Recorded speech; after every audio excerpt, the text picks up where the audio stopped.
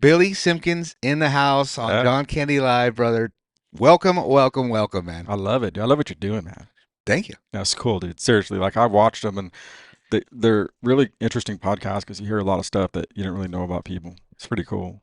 Yeah, it's something I wanted to do something a little different than everyone else. Everyone kind of has that scripted thing and everything. We were talking about a little earlier. It's just like, nope, we come in here, chill, hang, and we get to talk like real stuff, That's real talk. real stuff. Yeah, I love it. So yeah, Yeah. yeah, we had Brian on. You probably saw the one with Brian Baker. He came hmm on it, after his incident and everything. Yeah. It was like the perfect temperature. He He's the was, guy that would come in and do it oh too. yeah, You know what I mean? And he's he a good dude. he was fresh off of that incident, but it was still fresh enough where it was still like he wasn't just like that's in the past, let's not talk about it. To like let's kind of get into it, and he wanted to say his piece with it and show his passion about it, but it was all tasteful. It was great. Yeah. So I actually told Sonny that I'm stealing one of his lines from that show that I'm going to use like for the rest of my racing career, and that is that, hey, look, I came here with good intentions. Like I love that quote. Oh yeah, That was my favorite quote he said, dude. I came here with good intentions. You know, it's true. I mean, nobody goes to the track like I'm gonna go like screw some shit up tonight. yeah, It's no. I just love it, dude. That's my new favorite quote. Stealing it. Yeah. So yeah. So have you ever been to a track and that? Because I've never seen you go to a track and like and have a moment like that, like ever. You've always been fairly cool, calm, collected from what I've seen for the 8 years of me announcing at Bakersfield, and even prior to that, when I was an official, I never really saw you like blow up. I lost my cool with Justin Crockett for a little bit, and I like Justin. He's a good dude. And there just came a point where our cars were pretty fast, and we ended up in the front together sometimes. And I think especially on the dry stuff, I might have had a little bit of an upper hand, maybe like in 17. I had 1 year where I was doing real good, and then he kind of got some tech together, and he was probably a little bit better than me in the next year, but we were still heading it off. He just every once in a while threw me those slide jobs I didn't like, and I just thought they weren't clean slide jobs, and then radiators busted. This is like some white flag stuff, and then next week we do it again, and we did it again, and it was like then we started getting people like looking forward to seeing us rival it out, and it got to a point too where I had to like slow down a little bit and say, dude, why are we coming out here like smashing cars, dude? So like I was like, I had to regroup a little bit, but other than that, I've always had the kind of mentality of like I just try to race people like I want to be raced, like you know what I mean, like I you don't got to give me nothing, but you know, No, yeah, and what I'm saying, like you've never. I'm not saying I've never seen you like rub doors and like run people tight. Like if you're not running somebody tight, it's very highly unlikely that you're going to be a very successful racer if you can't get in there and run with guys. But as far as like beating and banging, and it's just I had a guy this year in the stock cars. His name's Hugh. He's a young kid. And he's a good kid. Like first night we go out there and he just knocks the shit out of my back end, dude. And I finished second that night. And he came up and he apologized. Hey man, I'm sorry. Race like that. And I'm sorry. And I'm like, okay, yeah, don't worry about it. And the next week I'm in the heat race and he just like drives me into the wall, dude. Like I mean, like one of these where my hair in his car just goes like this. Is like, and I'm like, and I just stopped for like from hitting it. And he's like half lap ahead of me, and I just ran him down, dude. I couldn't wait to get a hold of him, dude. And just like, and then I just fucking did one of these crosses, and then he split me off after the races. I didn't care, dude. I was like, yeah, you deserve every piece of that. But I didn't. I was still being kind of nice, I thought. And he came over and then he apologized. I didn't, I don't race like that. I just came to shake your hand and apologize. And I was kind of heated up, but I try to run everybody clean, dude. Because I don't, you know what? As I got older, I don't want to work on stuff, dude. dude, yeah. I'll share a story with you that Bob Crockett told me one time, and it was after a pro stock race. I don't know if I won it or I got second or something. It was Santa Maria, and he came over. He's a good dude, man. I really did like Bob Crockett. That is Devin's dad, and he passed away. But he came up one night and he goes, hey, he goes, all you guys are out there banging into each other. He goes, don't you guys want to take your wives to the movies during the week or take your family out to dinner? Why would you guys want to sit in your shop all week and work on your cars? He goes, like, what? Like, why do you? And he was right. He's like, I'm like, I don't know. I don't want to work on my car all week. You know what I mean? I'd like to take my wife out to dinner or take, my kids out to do something. But that's always kind of stuck with me. And, it is true. Like, I've gotten to the point now where I'm like, dude, I don't want to tear this guy's stuff up. Like, I don't want to tear my stuff up. That doesn't mean I'm gonna like go slow, but at the end of the day, I'm not gonna drive over your hood. You know what I mean? Or Exactly. chop block you going into a tire and something going in the corner. You know what I mean? Well, yeah. And now you guys have basically three cars you guys got to worry about now. So Yeah, yeah, yeah. You know, thing is though, is I've watched some of the old Santa Maria races that I was doing back in the early 2000s at Santa Maria, and I look at my race, I'm like, dude, you're running rough out there, dude. Like you're banging the shit out of these guys, dude. Like, you know what I mean? It's like I see it. Maybe I don't remember my past, but it was a lot more aggressive back then because that track was so hammered down, and it was like, yeah, there's a lot of bumpering going on. yeah. So I was kind of talking with Robbie last week. I did a little sit down, little quick little 20-minute podcast with him before, because he's been killing it out there. As of late, the track's been like Yeah, it's awesome. so good. And just want to give him his praise and give him his, it he needs to have more than 15 minutes of fame because that guy should be like world famous Yeah, for what he's done to the track from what it was to what it is now. But we were kind of talking about that's kind of why it was how it was is because he's got freaking 4 foot and then you got water underneath that track. So that's why it was always so heavy, so hammered down and like I used to cringe, man. Like I always said that, and I made him upset one time at Santa Maria. I just said, look, Santa Maria. This is after they flooded the track one time, and it was just miserable. And I said, look, Santa Maria puts on some of the best dry tracks when they stop water in that place because the Simpkins Memorials, and I'm not just saying it because I did good on those tracks, but I'm just telling you, when they had those 2-day races and they didn't overwater it and there was no cushion at all up against that fence, it was black from the bottom to the top. You had to race. You had to be a racer, dude. You couldn't just like throw it in on someone, or you couldn't just throw it in and back it into a cushion, and you weren't doing that. And so those were great tracks. And then I think they had people at Santa Maria that didn't like that kind of stuff, and they're going over telling Sam, the water guy, like, hey, Doug Fort would hate this, and this is like, you know what I mean? And then the next couple of years after that, there's like flooding the track. It's got ripples all across it. And then when you finally start to see it come in, you're like, finally, it's starting to like, get some character or like tighten up a little bit. here comes the And water. here comes the water truck. I'm like, oh, dude, you know what I mean? And then the thing was, I always had is like, dude, we're going around, we're carrying like 300 pounds of clay in our cars, dude. The cars are getting damaged just from the dirt, like, from the body panels are ripping off it. The mud's like denting the whole car. You're going through all your tear offs. And I'm like, why even scale the car? You know what I'm saying? It's like, why? So I've always like, I really don't care if it's, I'm starting to, now that I'm starting racing Paris, I'm actually starting to enjoy like, hooked up tracks again. I used to love them back at Santa Maria Hmm. and I hated them when I came here and I learned how to drive track, race a little bit better, but I've learned to like a little bit more. But I don't care. I think a lot of racers agree with this. And I really don't care what it is as long as it's smooth. Yeah.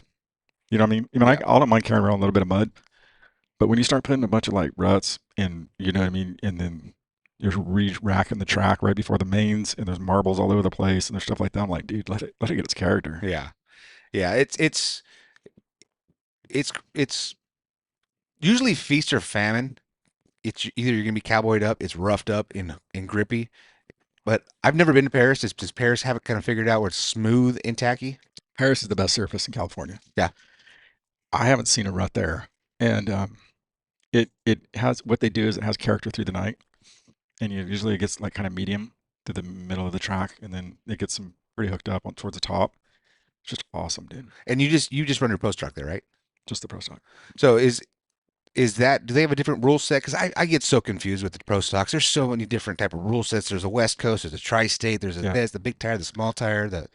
I just I don't know why pro stocks are the way they are. yeah, I mean, I've been around this forever, right? It's not like I just don't understand the pro stocks why they are and have because they that could be an amazing class. yeah. So if you want to see like how they got where they are, you got to go back to like late '90s, right? Where Bakersfield had a different rule package than Santa Maria. Like we were on like skinny tires, and they were on big tires, and they had like just different rules, right? And I don't know if it's Terry Henry, I think, he started putting on races at Bakersfield where you could run whatever you want, dude. Like it was like you could run the ported heads, you could run 8-inch tires, you could do all that stuff, and people liked it because what I mean, there was no like, oh, we don't fall into this rule and follow that. He just started doing it, and then eventually my mom took it over, and then did a pretty good job at getting the same rule book because Santa Maria still didn't want Bakersfield was allowing cars to come in, but Santa Maria said, "No, like we're not allowing that stuff in here. We have our rules and we're going to stick by it." and my mom was an ambassador to make sure to get both tracks on one set of rule book. Mhm. Okay, it was a good set of rule books, and they were on Dirt Boss tire, but and it did. It worked out good. And then that was the East West, and we were pulling like 26 cars, dude. Yeah. 28 cars. You know what I mean? It's funny because like when we had like 18, I remember someone say class is dying. We had 18 fucking cars, dude. But it was a good roll package. Um, and then Chris Kearns, I think, kind of tailored it a little bit where he put the G60 on it. I never was a fan of the four barrel, only because it's so much harder on the motors. Like what I mean? Mhm. It's like you throw a four barrel on like just like it's like hitting it with a bigger hammer. But they did it, and they had them on the G's, so it kind of limited the horsepower a little bit. So I was okay with it.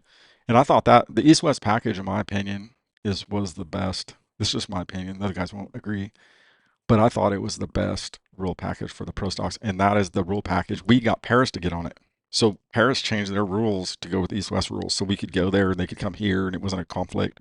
So what is the difference between the East West rule package to like the tri-state Yeah. package? So the East West ended up being the West Coast Pro Stock Yeah. robot. But anyway, so this is like where guys aren't like I've gotten into like not arguments, but we don't come to terms on the tri-state with me. Mhm. So it happened back in COVID, right? All the tracks are shut down here, and Oregon's still running. And there's a group of dudes, and these guys are just on a note. Like I like all these guys, dude. I consider my friends, Yeah. and like we've Yeah, of raced course. Of together. course. And just because I disagree with you doesn't mean you're not my friend, or doesn't mean I don't respect you. But you had a group of these guys, Jerry, Crockett, and Smith. I don't remember. There's a few other guys too that went up to Oregon, like five of them, and ran with those guys, right? Their rule package. And I think they did pretty good, even with our rule package, running against those guys. Because Uh-huh. the guys here are fast, dude. Like, if you're running with the West Coast Pro Stocks, dude, those are some of the fastest Pro Stocks in California by far. And those drivers are really good, Mhm. right? Well, they went up there and they held their own, right? And then I remember it, dude. I don't know if it was during COVID or right after. I'm just sitting at my computer and I read, and it says that the Bakersfield Speedway is switching to the West Coast Pro Stock rules. I mean, no, to the tri-state rules, right? And I'm like, well, what does this entail, right? Because I was running the crate program, the Uh-huh. 604. I was running it. I think Matt Mayo was running it. Even Jerry might have been running it at one point too. And then basically, I could run my car at 2800 and with the 604. Okay, and you had to run if you had a regular motor, you had to run 3,000 pounds, right? And we're all on the G60, so it kind of limited the horsepower. And I didn't have anything for everybody when it was hooked up, but when it's medium dry, I had a good car. And I come back and it's like, okay, well, here's the new set of rules, right? Well, okay, you have late model tires, right? So now we're hooking everything up, and then we're gonna if you run the 8-inch tire, you can run 2,800 pounds. Now, mind you, like I was running 2,800 pounds, but only had like 50% rear weight, 51 because it's an old like Victory Circle car, Mhm. right? And these guys, and then you can run a modified, like an A mod, with a nose piece, And motor's set and way the back. motor's back. Now they'd have you put some weight on the front, but I'm like, dude, who cares? You got A mods now that put weight on the front. You know what I Yeah. mean? So I'm like, what kind of penalty is that? And I just think like people, um, and then they have the quick change. I don't really care about the quick change too much, but I mean they got the J bars and they have like I think they could run like pole bars that were like crazy, but it basically, in one swoop, I come back and I get the memo that my whole operation is obsolete, right? It's like, I'm like, dude, your crate program's gone. So all my engines, I had two of them, they're gone. And your car's outdated. And you know what I mean? So, so I'm like, what the fuck just happened here? You know what I mean? And then they start racing a Bakersfield and they're like, where the F's your car, dude? And I go, dude, I'm not coming out here and like, you know what I mean? And like, have you guys smoke me, dude? And like, so you guys say I kicked Billy Simkins' ass tonight. You know what I mean? And I got a different kind of, it's not even the same division, dude. Yeah. You know, and that's the thing I was saying. I was like, dude, if I took my car and knocked the fenders off it and went out there and ran with the A mods, how do you think that pro stock would do? I'd get smoked, dude. Yeah. Right? So like, you're gonna tell me that I'm supposed to go out there and hang with the modified or late model that has a like a stock front clip late model with big 10-inch tires, dude? It's like, so I started going to Paris, and because they still had our set of rules, and I went there on the first night, and my motor, like I just had a brand new motor, and there's some technical problems with it, and it kind of I was on the trailer That's before. this year.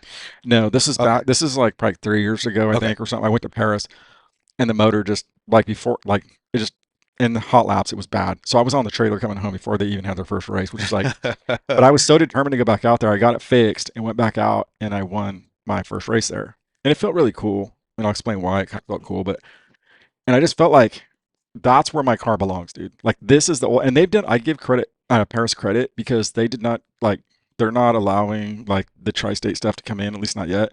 And so they've had a pretty decent field of cars sometimes, with that package because they know that like if we allow those cars to come in here, these guys are all obsolete. They're gone. Yeah. Right. And so yeah, it's been a so I enjoy racing there. And but so yeah, I just had this thing where at the end of the day, I felt like the tri-state I got screwed out of it with the tri-state deal unless I wanted to go buy a whole new car and no, now I ended up buying another motor, but it was all, all new tires and all that stuff. And I did actually go out because like everybody's saying, dude, there's no difference. Like this is the thing I hated. Like they'd say, like, there's no difference between those cars and your car. There's no difference. There's no difference.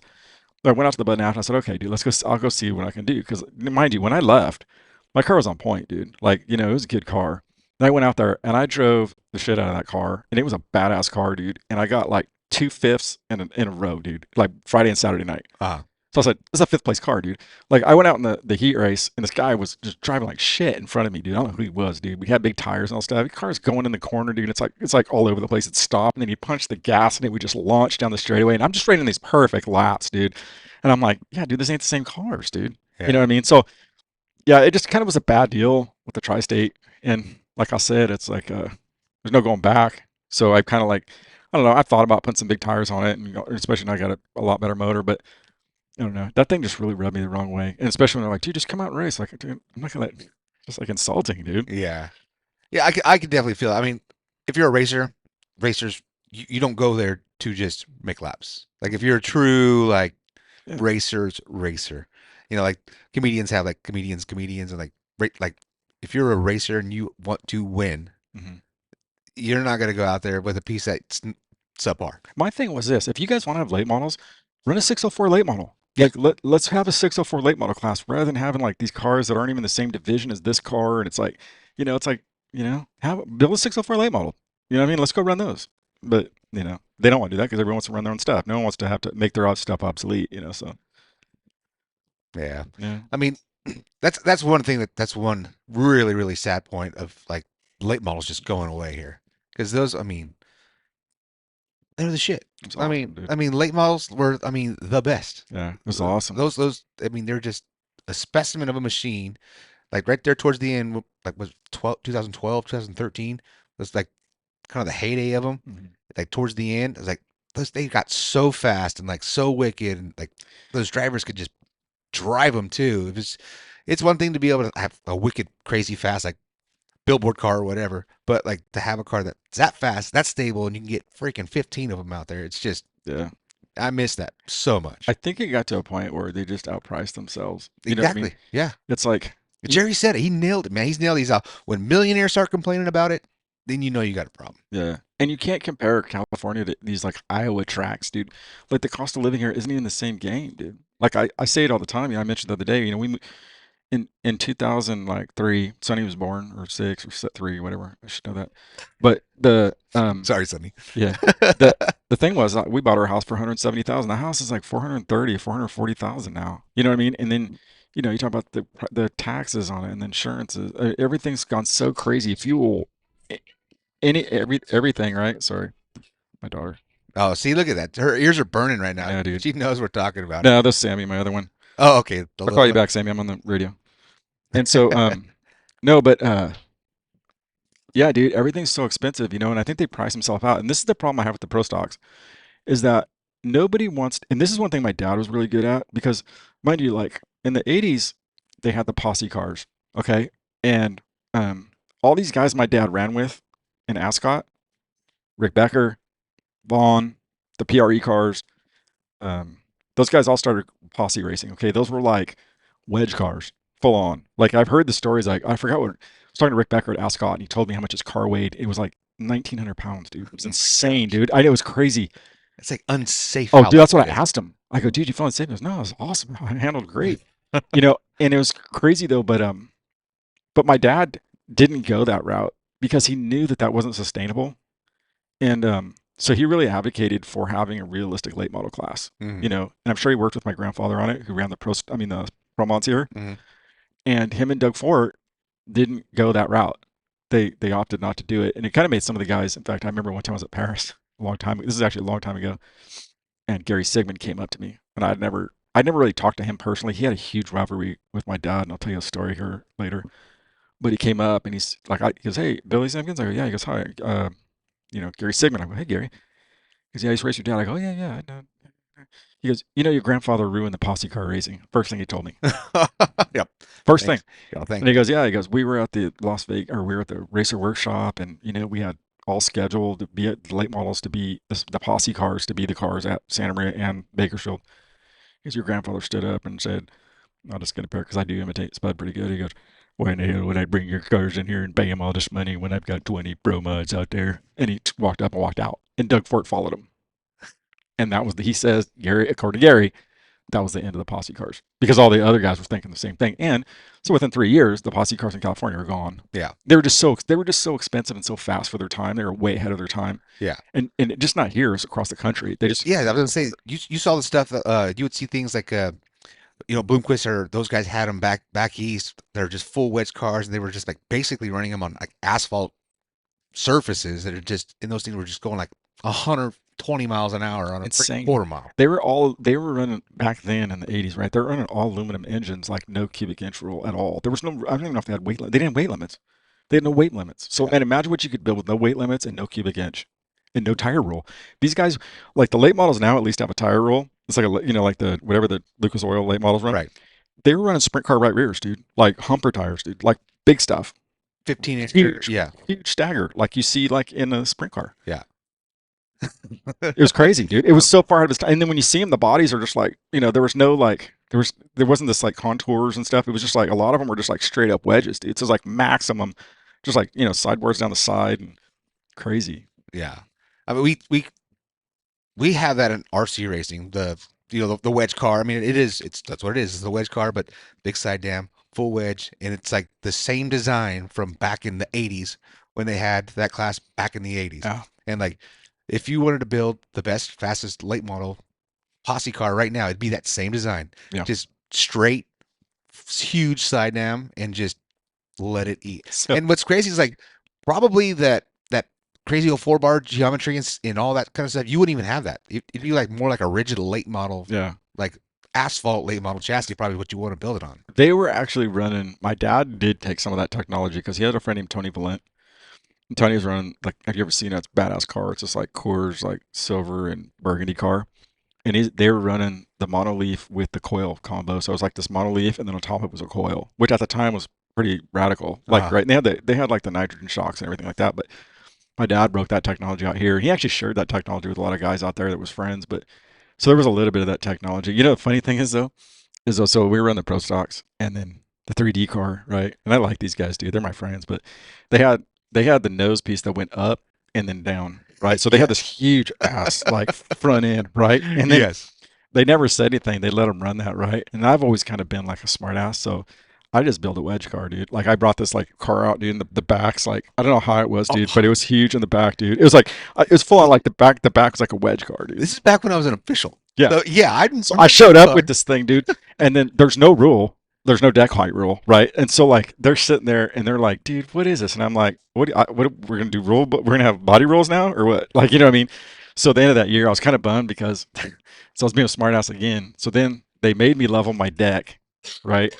So then I went and raised my roof The up. roof was It's like, you know it what I was mean? so So rigged. I mean, it's so I'm, raked now. Like even if you see it now, it's crazy. Like when I pulled yeah. Paris, those guys are like, "What the hell?" Like, what I mean? It's like I just said like sprint car. You can give me a free sprint car wing, I'll take it. Exactly. I mean, Yeah, it's it's probably not the most cosmetically pleasing look, I know. but functional. Oh no, it's awesome, Absolutely dude. functional. At Paris, it might be a little bit much. You're going so fast, but like, dude, some of those dry tracks, dude, it like works awesome, dude. Like, you know what I mean? So, but I just kind of like, yeah, yeah, it's fun.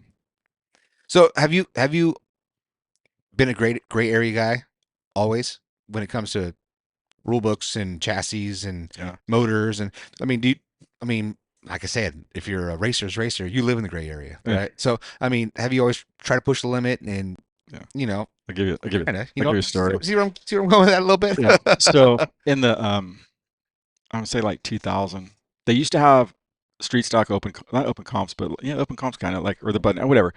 They had these open shows, right? Hanford, Bakersfield, Santa Maria, right? And I'm not, when I say this, I'm not kidding. They had a rule book. It was like a sheet. The whole sheet was on the rule book, right? And they had 4 rules, dude. I'm not kidding. There wasn't a whole rule book. It was 4 rules. It said steel 8-inch rims, okay?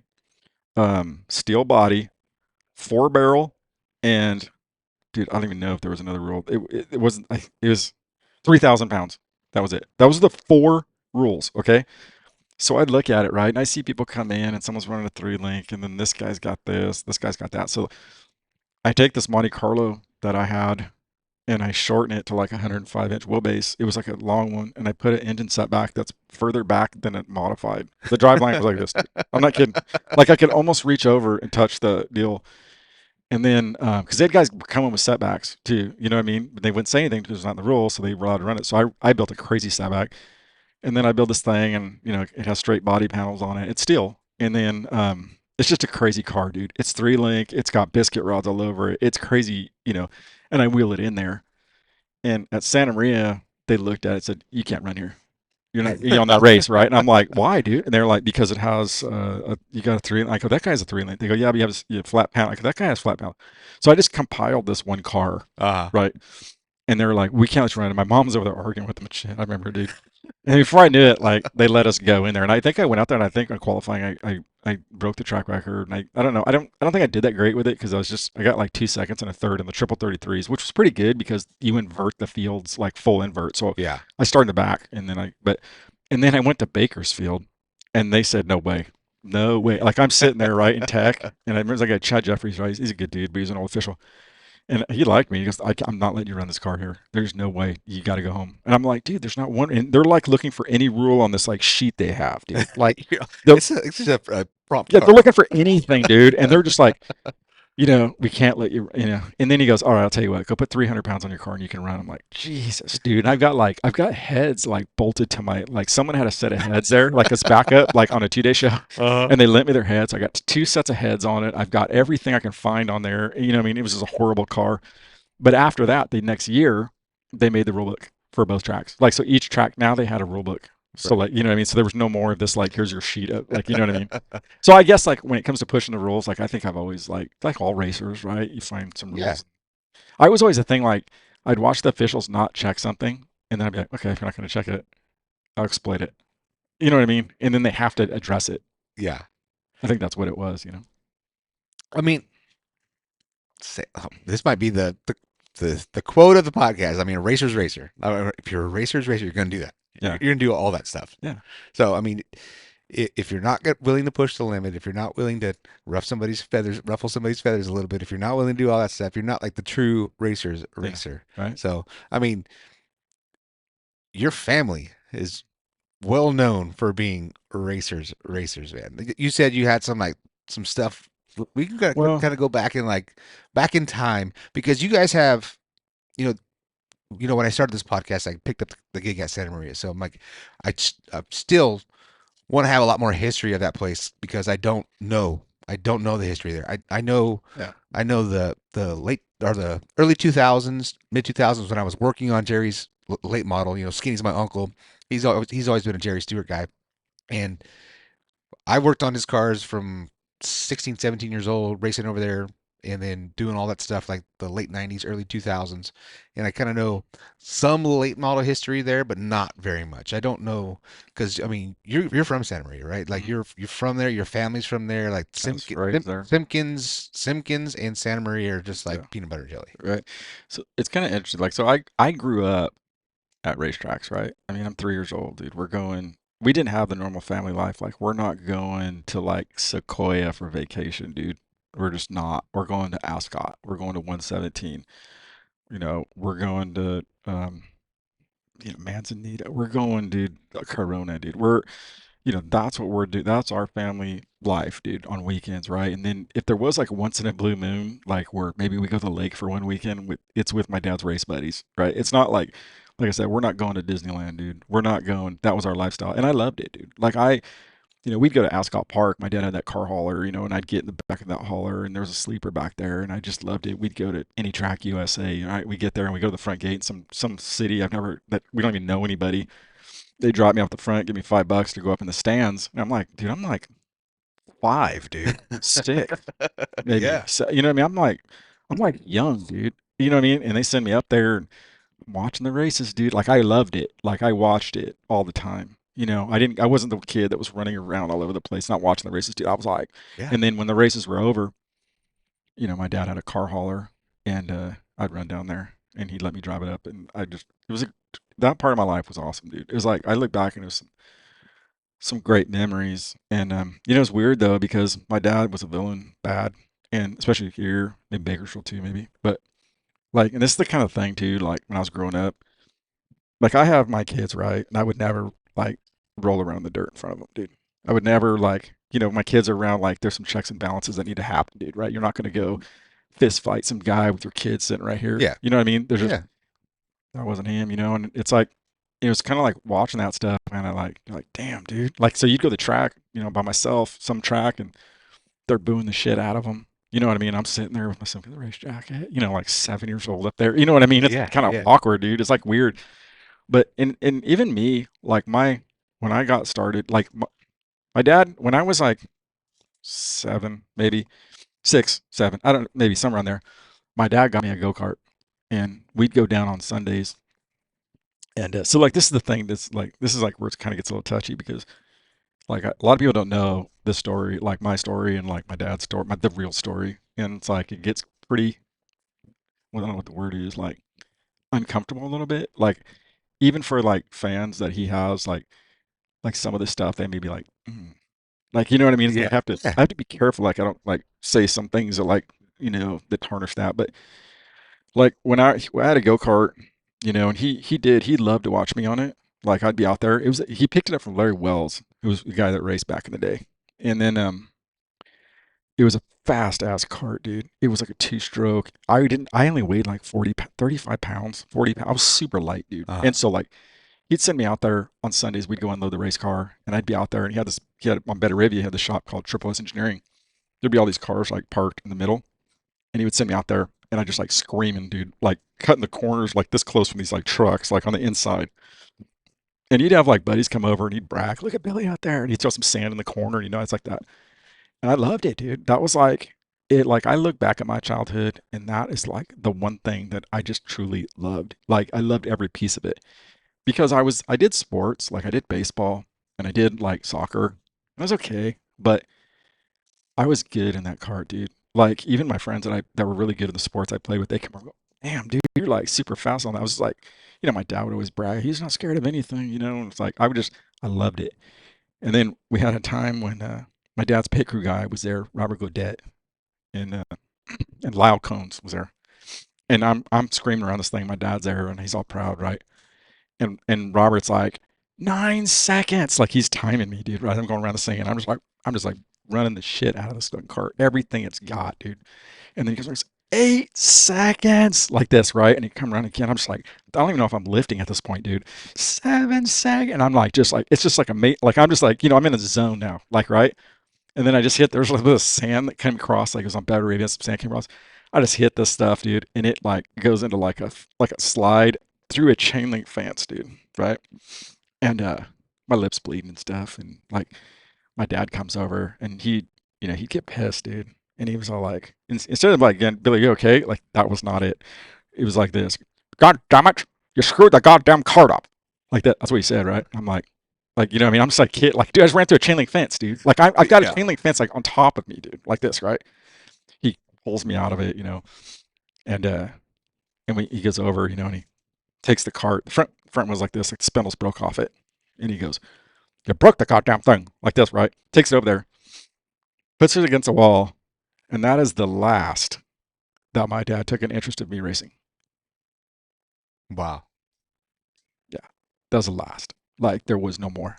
And, I look back because I'm like I love my dad, but there's a lot of things where he was just as good as a racer he was.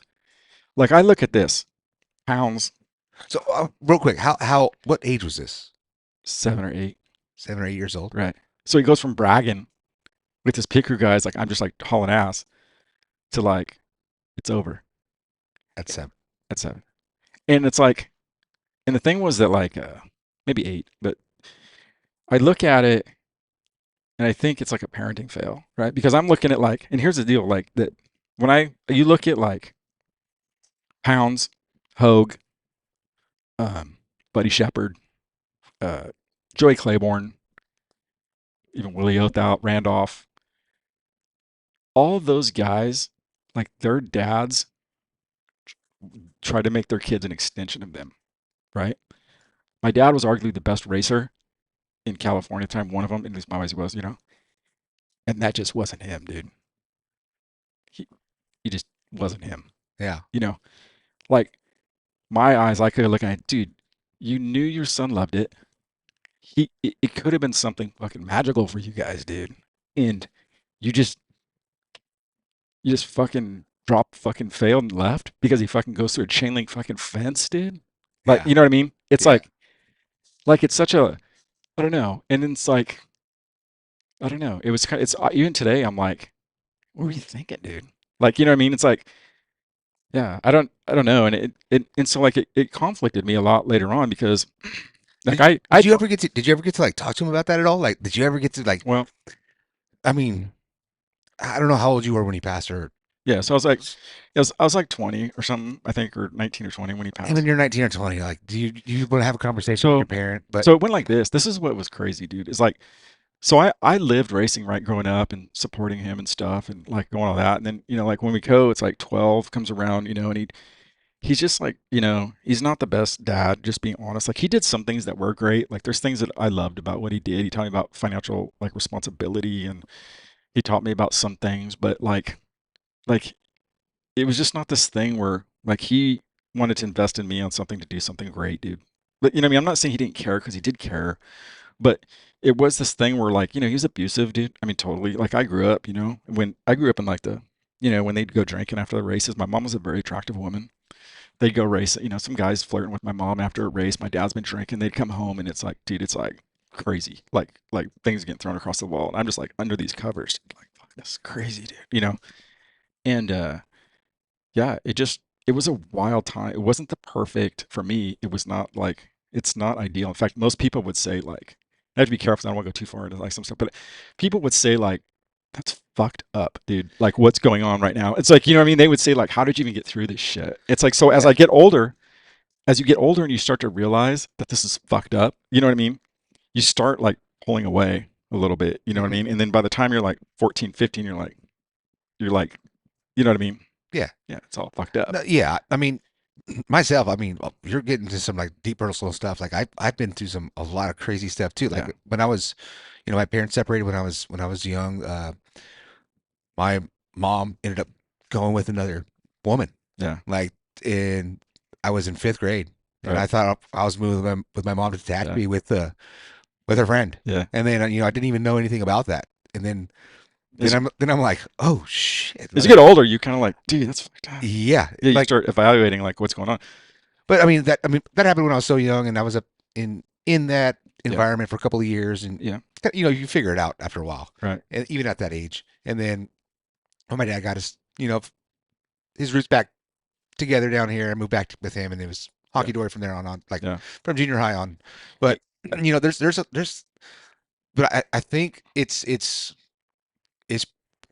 yeah, I know it's got to be super valuable into the parent that you are now, though, because I Yeah. mean you're from what I I don't know you that well yet. Like we're gonna Yeah. become like pretty We're getting there. we're I'm pretty I'm taking close. you to the I'm taking you Yeah, taking you behind the scenes here. but I mean it takes somebody going through Well, some shit well, to like realize either you're gonna go down that same path or you're like you got to break the I'm chain. I'm Yeah. not.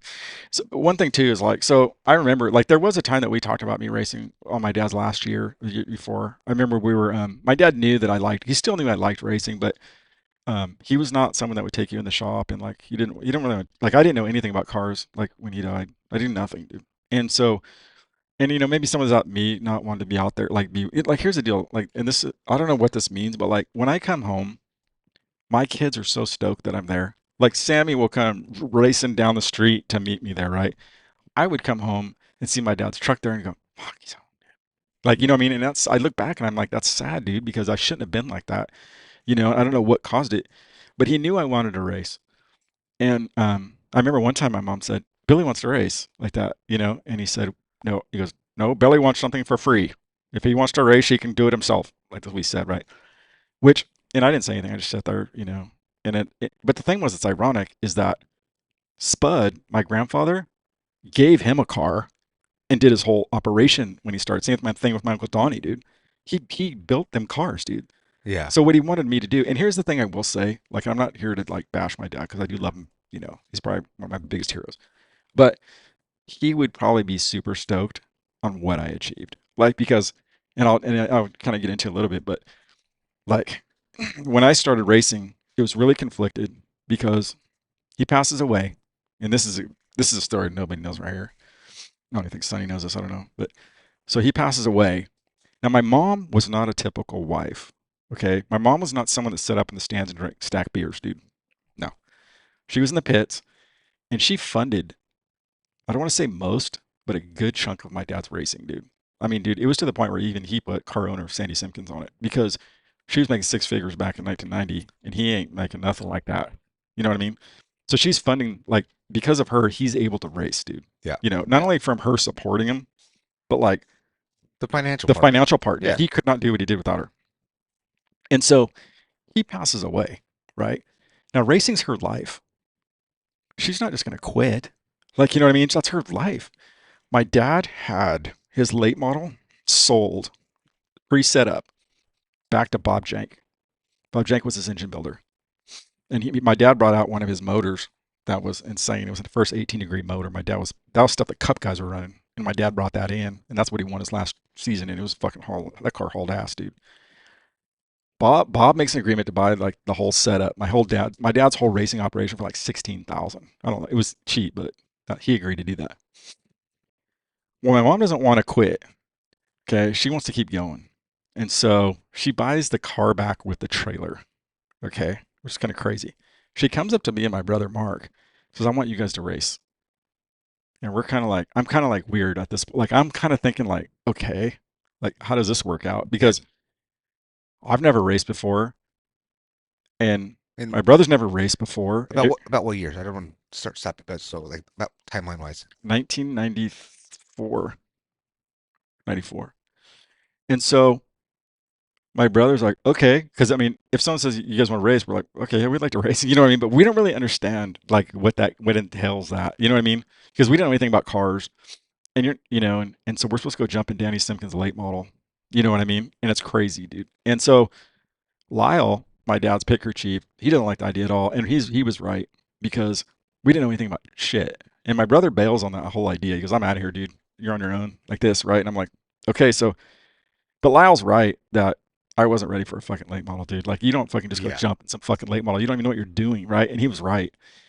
And so, yeah. So, I kind of like was pissed off though because my mom had said you're gonna race it, and then they pulled me out of it, or they pulled me out of it, and we got to trans drive it. And then they said we're gonna put like this guy Steve Rowe in it or something like that, and he was like this mediocre driver, dude, like whatever. And then so I went and I was kind of pissed off with everybody just because I'm like, why'd you use me to buy the car back? Like, you know what I mean? And so you want to buy the car back, go buy the car back. Don't use me to justify you buying a car back, dude.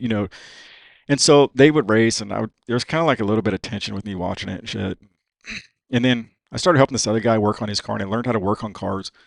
And then I got given a Monte Carlo, an old Monte Carlo someone gave me to go run an enduro race. That's where they used to have these like 140 cars out there, 120 Yeah. cars, right? Just And whatever number you drew was your car number, right? And they'd start you like four wide, and you'd like pull your car on the front street and just go clink, and you have to put your bumper against nose the to guy in tail. front of you, right? And they throw the green, and the guys would go "Mwah," and go like to the back chute, and like that's all they could go, dude. Like Yeah. you have to wait for a while for the cars to get going. But anyway, I get that, and I build it. I learned how to weld. It's like oh my god, I just learned how to weld. I didn't know anything, mind you. I go to this race, I know nothing about cars, dude. So I have to learn it myself. Okay, and then I finished fifth out of like fucking 140 cars, dude. Like you know what I mean? And I did it all myself. Yeah. And it was a piece of shit car.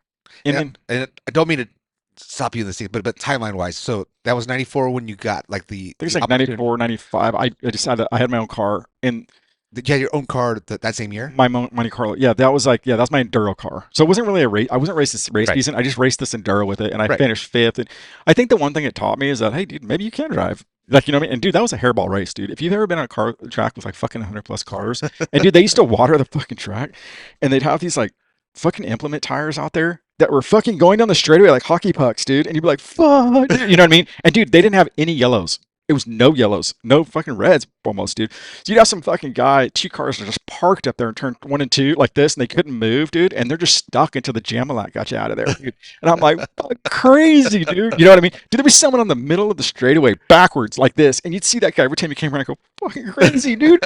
Like, you know what I mean? He's just stuck, dude. Yeah. And so, but no, I did that, and then I decided to turn that car. Well, here's what it came out to, dude. So I do that race, right? And I will say this, like, I thought when my dad died that I'd have all these people wanting to help me out. Like, dude, this is Danny Simkins, dude. Like, you know what I mean? I'm his son, and we want to keep it going. Like, this is like the Dale Earnhardt Jr. moment, dude, right? Yeah. Yeah. And I'm thinking like, yeah, everybody's gonna want to jump in here and do that. Fucking nobody, dude. Like, and then I literally had this moment where I said, look, if you want to do this, if you fucking really want to do this, you're gonna have to do it, dude. You are gonna have to dig deep and fucking find something in you to do it, dude. And otherwise, go do something else. So I just did, dude. I just learned. I started like welding my own cars, and then I built my own cars. Like I started. So by year two, so I run this Monte Carlo, and I got Rookie of the Year in it. Okay, and I felt pretty good about it because it was a piece of shit car. I was racing against Joey Claiborne and Willie Oath, and their dads were helping them, right? And like I didn't have any help. You know what I mean? And And so Santa Maria. Santa Maria, yeah.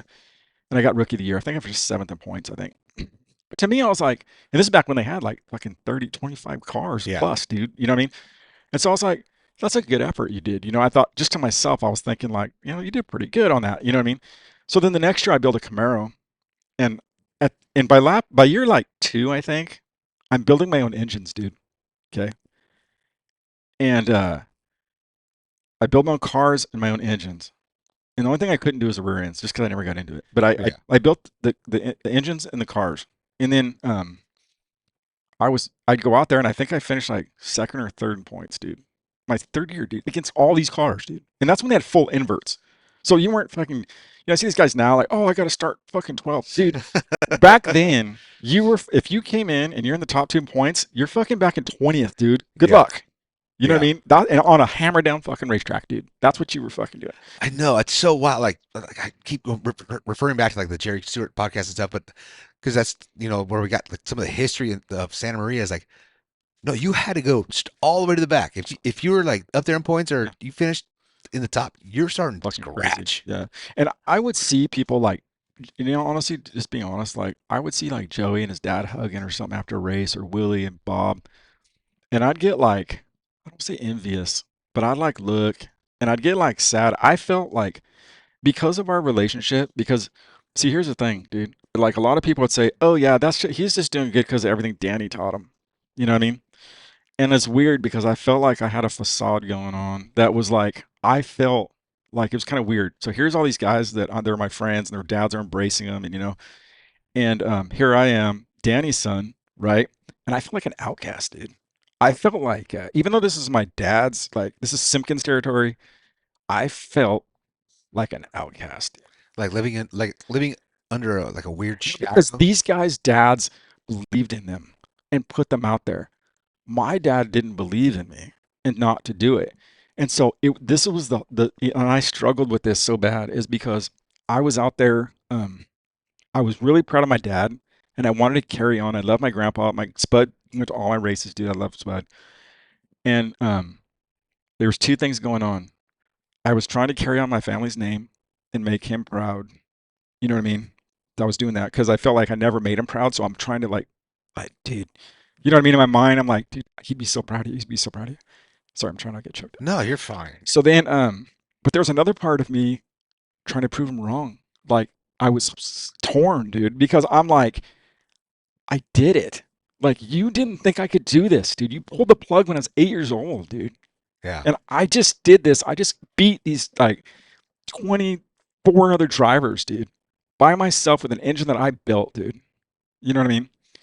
And so, yeah, dude, I was torn, dude. Like, and like, I'm super proud of my dad. Like, even though there's things like I hate the way he did some things when I was growing up. It's like you can't even do some of the shit that he did, and even today I struggle with a lot of it. But I think that he'd be like emotional on what I achieved, even though like I didn't have the success that like Brad Pounds did, or uh, Bobby Hogue, even Joey Claiborne. But I did it myself. You know what I mean? I did it, dude. You know what I mean? And I think for him, he would think that's fucking pretty awesome. No, I mean, it's like I would say like not. I mean, all your racing accolades and everything you've done racing is amazing, but like all this like empire that you've built outside of that as well, Yeah. like you just have built Yeah. badass shit. And you know the thing is Like that's it's that's from him, dude, because my dad was competitive to the core, and we can kind of get into a couple stories, dude. You'll see that. But like that, I am competitive to a fault, even on things like my careers that I've done, or people saying you can't do this. I started that magazine, the one person show on a magazine that like I grabbed the biggest sponsor in Bakersfield, Motor City, and I've got like, and they're still with me today, dude. And it's yeah. like I've done stuff that people can't do. Like you just cannot. Some people just cannot do that, dude. And I did it because I was so competitive, and that came from my dad. Like, like don't ever give up. Like you do create your own destiny. So I've always kind of used that as my fuel. And I used it even in some of my racing, like some of my success where like I've had some nights where I just want to give up, and I can hear my dad saying, "Don't quit." So, No, I mean yeah, that's everything. yeah. That's everything. Like you know, I didn't mean to dude. I didn't think I was gonna get emotional here. no, I mean that's Damn, dude. this is what it's all about, dude. Because like that's what I'm saying. Like we just Yeah, come here, sit here, and talk. Because I mean, this we're just. I want to learn about you, about your yeah, family, where you came from, and like everything that you give, like just yeah, telling me right now is like so refreshing. That like you're Billy, you're B-Tuff Billy, but yeah, no, like no, you're a human that had like a kind of rough upbringing. Like I yeah. had not. I mean, not Everybody has a story, dude. Like everybody's got a story. I said, everybody's got their things. Yeah. Like not the world's not perfect, No, but I mean, but it was it's hard, dude. it. It was hard shit. I mean, hard times make hard people. Like Yeah, hard people like make easy times. Easy times like yeah, soft people. Like that. That whole saying. That whole thing. Like it rings true.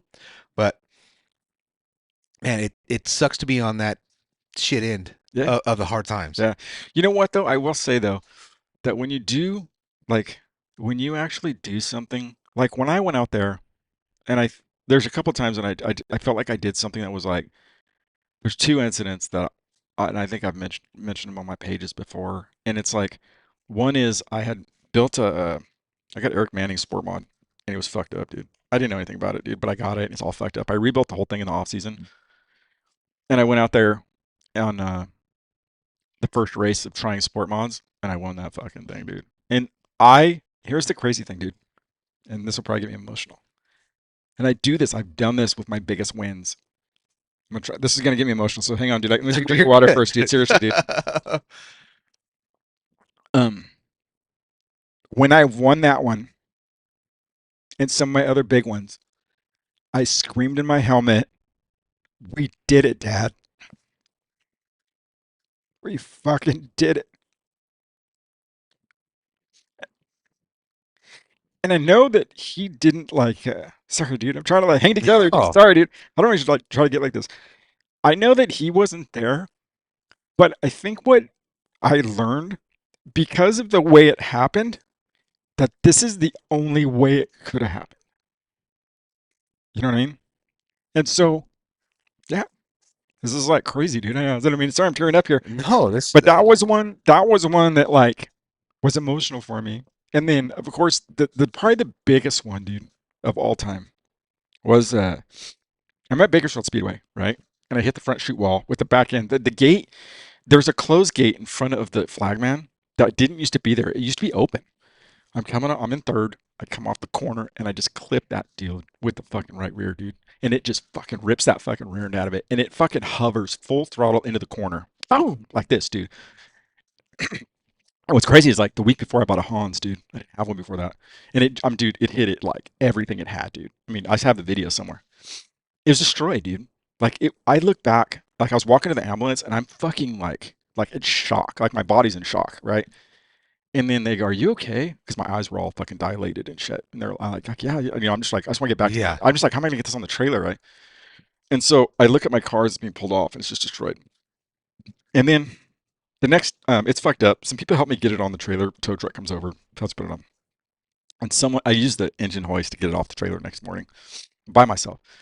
Like just getting in the shop is a relief, dude. Like I'm like, fuck, dude, that was took so much work. My body has like this black and blue, dude. Like my neck, my body. Belt rash. It wasn't that, dude. I had a concussion, dude. I had like a hangover for 3 days, dude. Oh, Like bad. I should have gone to the hospital. And I'm sitting there on Sunday. The car's destroyed. The next weekend's a Simpkins Memorial. Okay. And I said, "What are you gonna do, dude?" This is like one of those moments, dude. I'm staring at this fucking car, dude. And it's like, I'm just like, they go, "What are you gonna do?" Like, I'm just like looking at it for like 10 minutes. My eyes didn't come off of it. And I said, "You can either quit or you can fucking go all in, dude." And so, and just like, I just like in 1 second, boom, I snapped. I walked right over to the fucking port, fucking just start working on this thing. Dude, I've never worked on something so hard in my life. I used to work at the Californian from like 2:30 to midnight, right? I'd get up at 5 a.m. I'd go over to the shop. I'd work on this thing till 2. Like, I'd be at work at 3. I'd work until like 2:45, 2:30. Then I'd race straight to work. Fucking just like, dude, at work, I was like this. I didn't get home till midnight. I did it all week, dude. And I didn't, I had it, I got it together enough. Didn't have enough time to finish. I had my dad's paint color on there. It said, do the impossible on the bottom, dude. yep. And I didn't have time to paint the stripe on it, dude. I go over to Santa Maria and I finished third, right? But I will say this. When I go to Santa Maria, uh, dude, I didn't stop working from the moment that I stood there and made that decision until I showed up and I was in staging, dude. I fucking 110 fucking percent, dude. Okay. And when I got in staging, I, in my helmet, broke down crying, dude, because I had never in my life worked so hard on something, dude. Never.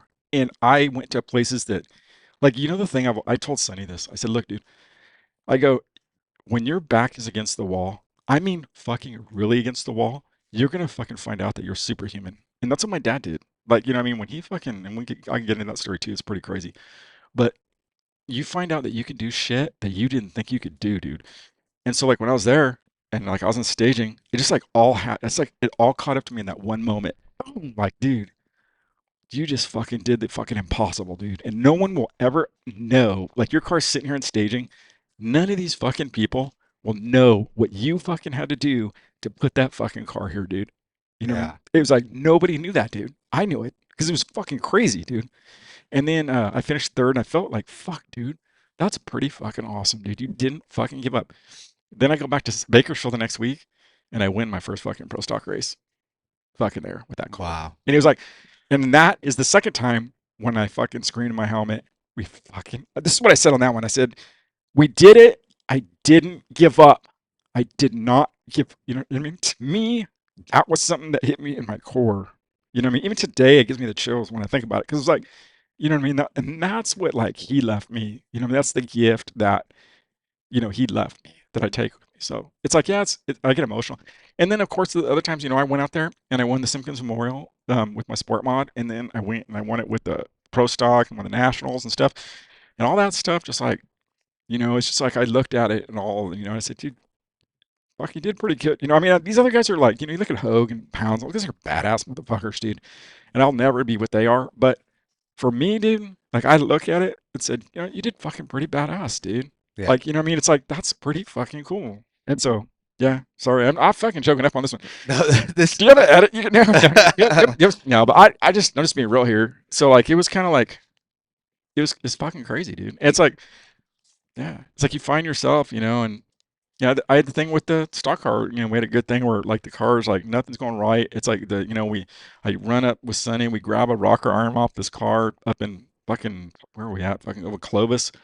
Come back, we're working all night on it. I go out and we fucking won that race, dude, in the stock car. And I was like, fucking dude, It's like you it's just gotta battle. yeah, Like no matter what, like as long as you're battling, yeah. then the Uh, outcome's gonna be That's what I'm there. saying because there's something about it, dude. When you've got your back against the wall, you do crazy ass shit, dude. It's like magical. I don't know what writes the stories, but like there's something about it, you know, that like it's just like to me, I'm like, dude, every time that you've had to dig deep, like you've done some pretty fucking cool shit.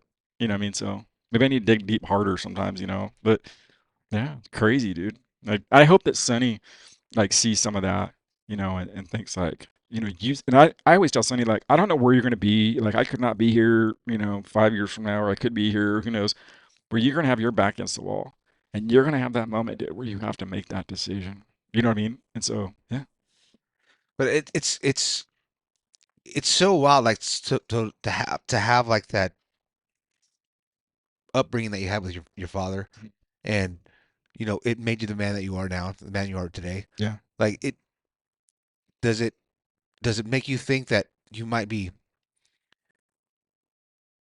not taken away, but like like I said, like the soft times raise soft people, but I don't know. Cause Sunny is amazing. So I, Sunny, I, I will yeah, say it's like that young lady. She was the first one I had on here for the big car stuff, and I was like, right off the bat, I was like, I have to have her on. She has so much charisma. She is like so likable. Like she's an amazing, amazing young lady. yeah, Great race car driver. Like checked every single box that you could freaking check. Like as a parent, yeah. that's I that's got to be like it's got to feel so good. But does something it might be the jacked up part of my brain to be like, well, if she was raised like tough, she'd be freaking tough, no. kind of thing, So I would think that like I've thought about this. Like my first of all, my dad and my mom would just be in love with Sunny, dude. Like because she's such a great person, dude. Like just on and off the track, she's got a big heart. She's a badass driver, dude. And you know what I mean? It's like she does the best she can with not the best equipment, and like she just like just amazing. You know what I mean? She's done and um I think that like my parents, especially my dad, would be happy that I broke the chain and gave Sunny the racing relationship that we should have had. You know what I mean? It's like I think that and like, I think that he would be super stoked that I broke that chain. Like, you know what I mean? And she doesn't have like we're best friends, right? And I bet my dad would have liked it if we could have been best friends. You know what I mean? I bet you if he could go back and he could see this, like I've always said, if my dad could see like what we've done here, like he'd be so proud, dude. He'd be the proudest dude. So I don't want you to think like, oh, well, fucking Danny wouldn't be fucking, no, dude. My dad would be like the stokedest dude at seeing like what we built with all this. You know what I mean? And Yeah, at seeing that I've raised this beautiful daughter. They go out there and she's competitive, and the way she carries herself with her marketing, and like just this thing. You know what I mean? He'd be so stoked, dude. And so I think that no, I don't think there's this thing where like I wish she was like some tough fucking chick watching her dad fucking roll around the ground. In fact, that was the thing is like when you see shit like that, like I vowed I would never be like that. Like that was the one thing that I said I don't drink at races, dude. And so like I always said like, dude, I'm not gonna sit there and get drunk at a track and fight some fucking dude on the ground in front of yeah, my fucking daughter. She will never understand what that feels like. I will never be physically abusive to my fucking kids, dude, ever. They will never fucking see that ever. You know what I mean? And yeah, and so I think for Sonny, like I've always said, Sonny, you have no idea, dude. Like the chain was broke, and yeah, you have no like you can hear me tell you the stories, but like none of that stuff you're gonna I mean you're gonna she'll never have to live with that. You know what I mean? There's not gonna be this thing where I still live with these things that like we had that we never really closed the door on. She's never gonna have that. Either will my daughter or Sammy, and they've both turned out to be like these great kids. So I don't know. I just feel like on the parenting, I'm like the Danny Simpkins of the parenting. You know what I mean? yeah, And my dad, as great a racer as he was, definitely was not the Danny Simpkons of the parenting, dude. You know what I mean? And so, but that's okay. Like, what I mean? I think at the end of the day, the result, like, we'd both like be okay with the results of what they've turned into. You know what I mean? Like, we're still out here, dude. It's like fucking 80 years our family's been on that track, dude. 80 years, dude. It's yeah. crazy. You know what I mean? My dad used to say, like, we'd be working on something maybe when I was a kid. He'd say, Bill, when you've been doing it for 30 years, then you can tell me what to do. Like that, right? Well, I've been fucking doing it for 30 years, dude, so I can do what the fuck I want at this point. You know what I Yeah, mean? It's like you can tell me shit. You know what I mean? So I can, so no, but yeah, I just like I don't regret my parenting with Sunny. I here's the one thing though. There are times when I have to catch myself because I do turn into Danny Simpkins. Like she had this deal. She had this deal at Bakersfield Speedway, right? And this is fucking I always said if I was racing with my dad, it'd be very fucking hard, dude, because he's like, but she had this deal, and she was having problems with the starts, man. I'm like, you got to get on the gas, dude. Right? Start in the front row. Fucking by the time we get out of the front street, dude, the top cars are fucking wrecking trying not to hit her. Right? And I'm like, she goes, what's going on? I'm like, dude, you got to get on the gas, dude. Right? So she goes off this race, starting in the front row, and fucking same thing, dude. She got this other 68 on the side of her or whatever. She just gets fucking smoked, dude. I'm like, Jesus Christ. She's walking around there, and then the 68 car in front of her like loses it, comes down and like just destroys her car, dude. And she comes in the pit. She goes, "Did you see what that guy did?" I said, "That's your fault, dude."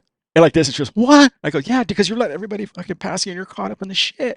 And dude, I was like fucking just letting her have it, dude. And I'm like, and then I think the people are looking at me, dude. And I'm like, fucking, I hope no one's filming my shit, dude, because and then I had to think like, dude, you're acting like your fucking dad. You better slow down, dude, because you can make someone fucking say like, well, fuck you, dude. You know what I mean? So I have to be careful, dude, that I don't that I understand. Like I'm not trying to be. I'm trying to be more understanding and realize like she's learning and stuff, and not trying to make her fucking hate me or think I'm a dick when it comes. You know what I mean? When she does something wrong. You know what I mean? So I have to catch myself sometimes. It's like Well, I mean, it's just passion. I mean, when you have passion and drive to want to do something, be great yeah, at something, it's so hard to not have that passion. If you're a parent, or if it's your kid, or if it's not your kid, I mean, I mean, that's what happened with Brian. He got caught up in the passion of something that happened with his sibling, his yeah, brother. It's just passion. So, I mean, I don't think. I mean, for what you've built and how you've upbrought Sunny yeah, into racing and helping her in so many ways, and showing her how things are done right. Like, I don't think yeah. a bit of passion is going to be So detrimental. I'll tell you this: that Sonny, uh, my dad was a great racer. Okay, a great racer. But his human, like his the way he handled himself, like outside the racetrack, prevented him from going further in his racing career. Like you look at like Doug Taylor, right? That was his chief rival at Santa Maria Speedway. Doug was a good dude, and he knew how to talk to people really good. He didn't lose his temper and make people feel like shit and stuff. So Doug ended up going off to race like Grand National, dude, racing for someone on like you know what I mean, and like the Bush series or Yeah, some kind of Bush series or something like that. He went off to do stuff, and you had like Scott Pounds, dude, like even though Scott was like a villain, but Scott knew how to talk to people, and Scott never, I mean, he raced for other people, dude, and yeah, a lot of those, and you look at Sonny, right? Sonny's accumulated more sponsorship money than fucking all of us, dude, combined, dude, because everybody loves who she is, dude. Like you know what I mean? She is fucking awesome when it comes to like marketing your company because everybody loves Sonny, dude. And it's like she understands the human part of it. You know what I mean? Where she does good, but she knows how to market herself, like, to be a likable person. yeah. I mean, I don't even take it as marketing herself. Like, I honestly, genuinely think it's just the person she is. Yeah. It's not a marketing ploy. It's not a Yeah. it's not a It's authentic. it's authentic. Yeah, Yeah. it's not like a grab to get sponsorship. No. Like when we were here and we had our podcast, the cameras went off. Like, that's Sunny. Yeah. That's like, it's just Yeah. it's amazing. It's like she just wants everything to be good. Everyone to do good, be good, feel good. Like, she's just a feel good She person. she loves her family's history. Like honestly, like you see her, she's an old soul, right? I don't know if you ever noticed that, but Oh it's yeah. like she loves like old shit. And like she loves the old stories about my dad. Like, she told me, Dad, you got to tell these stories. I love them. And she just, if she could go back in time to that like 1970s, she'd go. She gone. And like she just loves the old school shit. And and I think that that's something that like a lot of new like kids don't really care about like the 60s and 70s Yeah, right. racing and stuff, but she loves her family and her history. She feels like she's part of something special. Like she feels like I'm carrying on this legacy. My grandfather Dan and my great grandpa Spud, they'd be happy that we're keeping it going, and me and my dad have this awesome relationship, and it's like it's super cool. And so Sunny really, and that's the thing too for a lot of racers. A lot of times we do things and you don't stop for a second just to really take it in and like this is our moment in time, dude. Like this is your time. I don't care what you're racing. You could be racing a hobby stock, you could be racing a mini stock. This is your moment, dude. So like Sunny has embraced that and said like this is my time. Like what I mean? It's me out here now, and I'm making my own legacy. And a lot of people just don't think about that. Even I have to stop and think about it sometimes. Dude, like think about how awesome this is right now. Like you and your daughter out there fucking racing. It's cool. I mean, that's the cool. I mean, if you are in a racing family, what you are, Mhm. and like it's the legacy family, there's no greater accomplishment than other to bring your child into that world Mhm. and enjoy that time with them, Yeah. and then to have success. Yeah. Like, she's two-time champion. Yeah, three. Well, she's won three. She won one in the mini dwarfs, and then she won two Yes, in the thing. But that's the thing. Like, I look back at my dad, and I really feel bad for him. And I'm being authentic. I'm not. I'm not trying to rub it. I just feel so bad because he didn't get to experience that. It's almost as dude. It's probably some of my highlights of racing. You know what I mean? And he never understood like what that his Spud got to feel it, you know what I mean? But he never got to feel how awesome that is to see your kid out there representing you racing, dude. He didn't have that, and it makes me sad that he never got to experience it. You know what I mean? Because like, after I did it, I never would have understood it until I see it out there, and I saw Sunny win that heat race the other day, and my eyes just watering. I'm like, dude, look at her go, dude. She's hauling ass. You know what I mean? And I'm like, that's fucking awesome, dude. Dude, You know what I mean? I'm up there calling that race. I'm almost choking up there Yeah, I calling was that like, race. I was like so happy. Like it yeah. was. And I'm thinking, I'm looking at her and I'm saying, dude, I think she's racing better than me, dude. I don't think I fucking have ever raced that close to that wall or I fucking ran like that. I've never seen that car work that good. And like, she's doing it, dude. And it's like, I was like, that's just something. And I'm sure like the dads of like, I'm sure Bobby Claiborne, when he was here, he looked at Joey, and, or Bobby Hogue, then he looked at him or Scott looks at Brad. I always see it. I talk to Scott quite a bit. And dude, he lights up when he talks about Brad, dude. Yeah, Like you can see it. He loves talking about Brad, dude. And I understand it, dude. I get it, dude. It's fucking unbelievably cool. You know what I mean? yeah. So yeah, No, I'm so forced. Like my dad's my biggest cheerleader. Like that's he awesome. definitely is my biggest cheerleader. Like anything that I've ever done when I was playing sports, I played baseball, Yeah. football, all in high school, and then got into quad racing. I was racing quads. I was fairly successful in the quad racing stuff and doing all that, but I just never made the jump. I did some mini stock races and Mhm. some stuff like that, but never really got into car racing. Wanted to, yes, but just never made that But happen. the thing is like being proud of your kids. I mean, not everybody's a racer, right? So like maybe like what you're doing here. I mean, dude, how many people could do this? Like, you know what I mean? It's like, so there's other aspects of your life that he would be proud, that people are proud of. Your dad's proud of. You know Yeah, what I mean? So that's the great thing. I think we all just want our kids to like enjoy their life and do something, and you carry on. Like I said, when we all go, when I'm not here anymore, I'm hoping that Sonny has memories. That's all. That's the I have this. I always told her, I have a shirt. It's her work gear. By the way, you can go to Shop Baker. She'll come get this. But it's my D&B shirt, right? So it's like, I refuse to be a do nothing bitch, dude, yeah. right? And the funny thing is, I walked into this is like, and Ronda Rousey actually kind of coined that because she was fighting MMA and there was these chicks on these like Instagram fucking models and shit, and they were talking shit about her, and she goes, "These are all do nothing bitches, dude. They don't do anything with their fucking lives, dude." And then when they see someone doing something, they want to fucking pile on it. So I remember I'd gone into like Sunny's room, dude, when she was just not wanting to do anything, and she was probably about like 9 or 10. And I said, look, dude, I don't care what you do. You're not going to be a do nothing bitch, dude. And I know I used that B word in front of her. I said, I don't care what the hell you do with your life, but I refuse to let you sit here. And I gave the same daughter, my young daughter, Sammy, who's an all-star like athlete on softball. But I just said, like, you will not, I refuse for you to be that, because my dad wasn't that. My family's not that, and I am not going to let you do it. And I see a lot of parents sometimes just let their kids be do nothings, dude, and that's kind of a problem, in our society. So I think for her, like that really resonated, and that's why she wants to be somebody, dude. Yeah. Yeah, and it's she's doing it like I don't want to say it's Mhm. effortless, but she's just that person. She is Yeah. she has that work ethic that not gonna give up, gonna grind, gonna figure out what I got to figure out Yeah. to make something happen. Like she's I can't say enough good stuff about her. She I actually, cannot. she's actually like my I don't know what the word is, but like sometimes I go, Dad, please don't do that. Like, please don't do that. Here's the funny thing, dude. This bug, I hope he's not watching it here, dude. So she got into it a few weeks ago, right? Where this guy like dumped her and stuff, and we went to Santa Maria last week, and they said we got a spot for you over here, right? And it's next to the guy that she had a problem with the week before, right? And we're pulling her. She goes, Dad, don't park there. I said, we got to park there, Sonny. I had to teach her a lesson, right? Because she tries to go, she wants everything to be like nice, like, you know what I mean? And I wasn't going there to start shit, dude. I mean, I'm not even blaming the kid, dude. He's like a young driver, dude. He's still learning.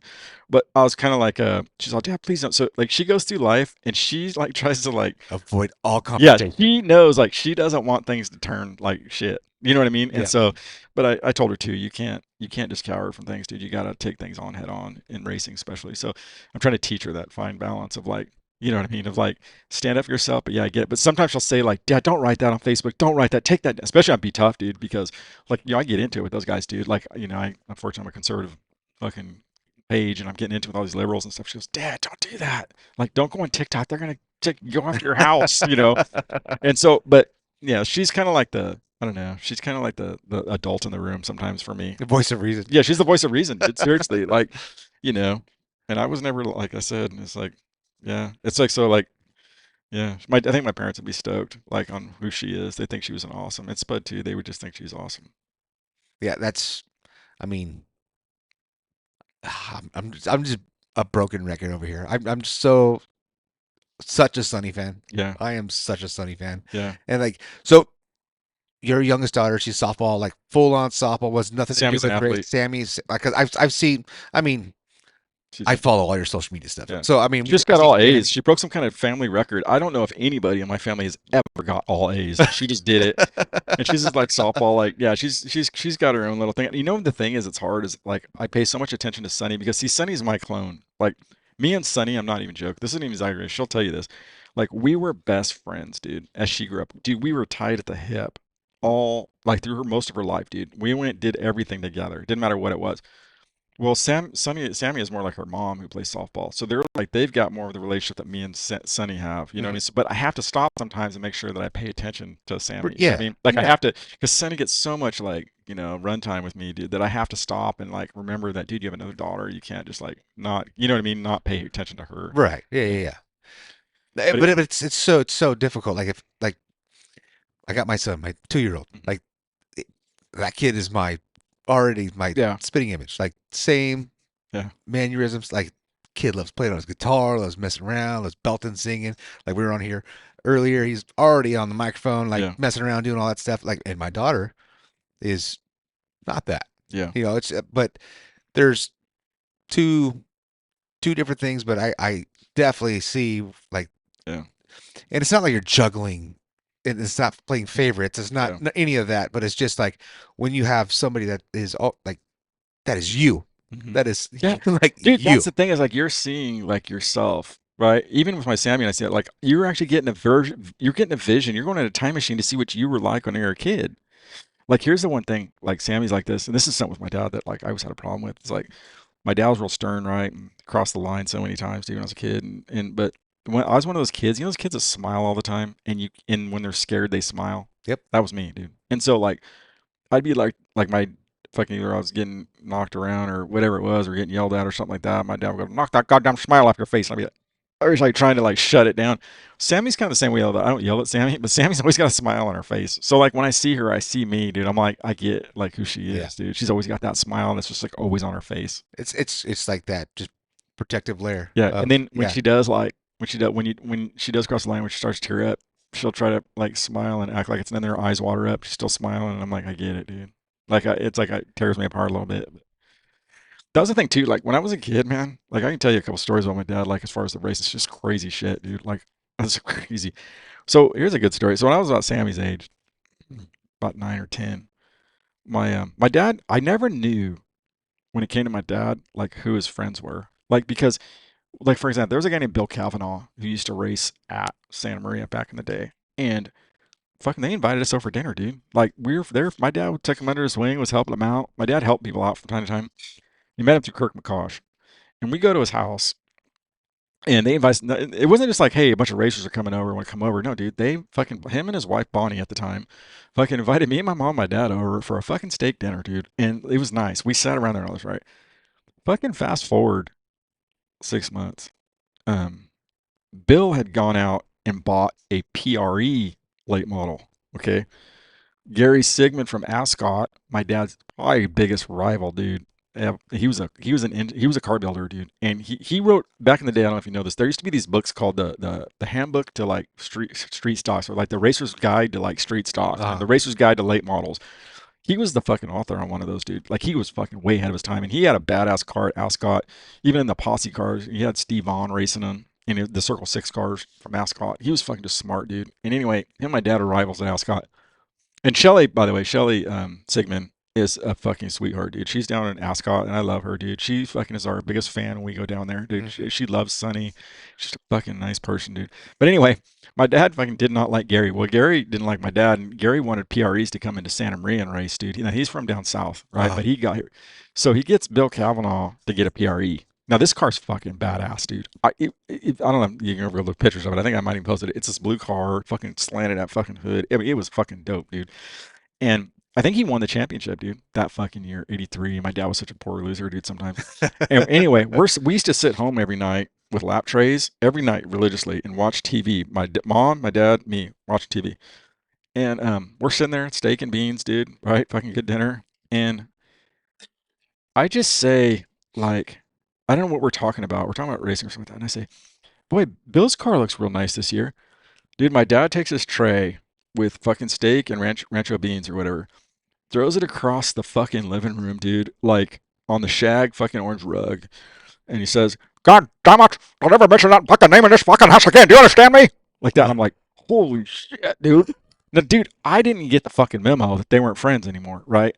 But he had gotten that PRE, dude, and that was my dad's chief rival. And he was fucking uh, good in that car, dude. That car was fucking fast, and my dad did not like that shit. And so, yeah, that was my dad, dude. Like super competitive, dude. Like, and I never knew like we'd be fuck, dude. We went over to fucking Chad Weber's one of my best friends, dude. Like we went over to their house one time. Well, his dad and his mom went to freaking dinner, and they'd all go to the lake and shit and do fun stuff. And then all of a sudden, they're not friends. And I'm like, what the fuck is going? Like I couldn't keep up with their fucking friends now and fucking enemies later, dude. I just fucking, it's crazy, dude. yeah. Do you think it's just like just straight being competitive, or was it just?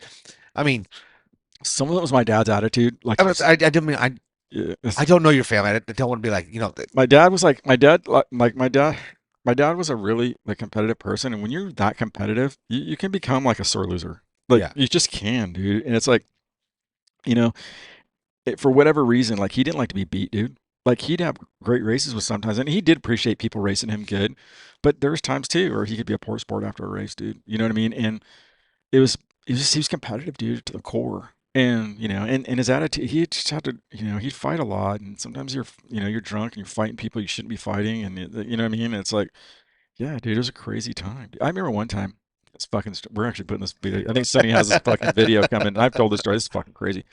That fucking car hauler, dude, like was revolutionary for its time. In fact, that was probably the first enclosed dirt car trailer in the country. It might have been if there was a couple other out there. There wasn't very many, and so he had like one of the first enclosed and dirt tracks, dude. And it's like 1970s, right? So Doug Taylor lived in Lompoc, and like I said, Doug Taylor. Have you ever met Doug Taylor? I'm not. Super good dude, mellow, and he actually loves my dad, and he's such a good dude. And we go over there now. Here we go again, dude. Okay, let me just do some math here. Yeah, I'm 7, dude. If it's 1979 or 1980, I'm 7, 8 years old, and they drag me to a party in Lompoc after a fucking race, dude. Okay, like who fucking does that shit? And they're fucking drunk already, dude. Like, you know what I mean? This is back then when you could drink and drive a little bit and they didn't fucking throw the hammer at you. Yeah, yeah. Yeah. Well, yeah. You get pulled over. They say pour it out, Yeah. and then Yeah. So they, or put it in the back of their car. yeah, yeah. I mean, they used to go to fucking Pappy's and get fucking slammed, dude, in the fucking parking lot. Like, they'd go to the races there and fucking drink and fucking party till like 4 a.m., dude, and Yeah. drive home in this fucking car. But anyway, we're over there. This is a crazy fucking story, dude. We go in there, right? And then we're leaving, and I don't know what time it is, dude. It's got to be like 2 a.m. or something like that. We're leaving. It's got Robert Matthews with him, and I think Robert's buddy and my mom and me, dude. We're walking back to the car hauler. My dad goes to the front fucking tire. He's taking a leak. My mom drove a lot with the car hauler when he'd been drinking and shit. She would drive it. She goes over while he's taking a leak, tries to fire it up, and then kaboom, fucking M80, dude, fucking under the hood, right? My dad's like, God damn it, Sandy, what the fuck are you doing? Like this, right? And she's like, Danny, what did I do? I didn't do anything. What did I do? Like this, right? And my dad fucking, there's like fucking smoke coming out of the fucking hood, right? My dad picks it up, and someone put a fucking like battery bomb on the fucking starter or something like that. It's like this thing where like when you hit the switch, it It- fucking explodes, right?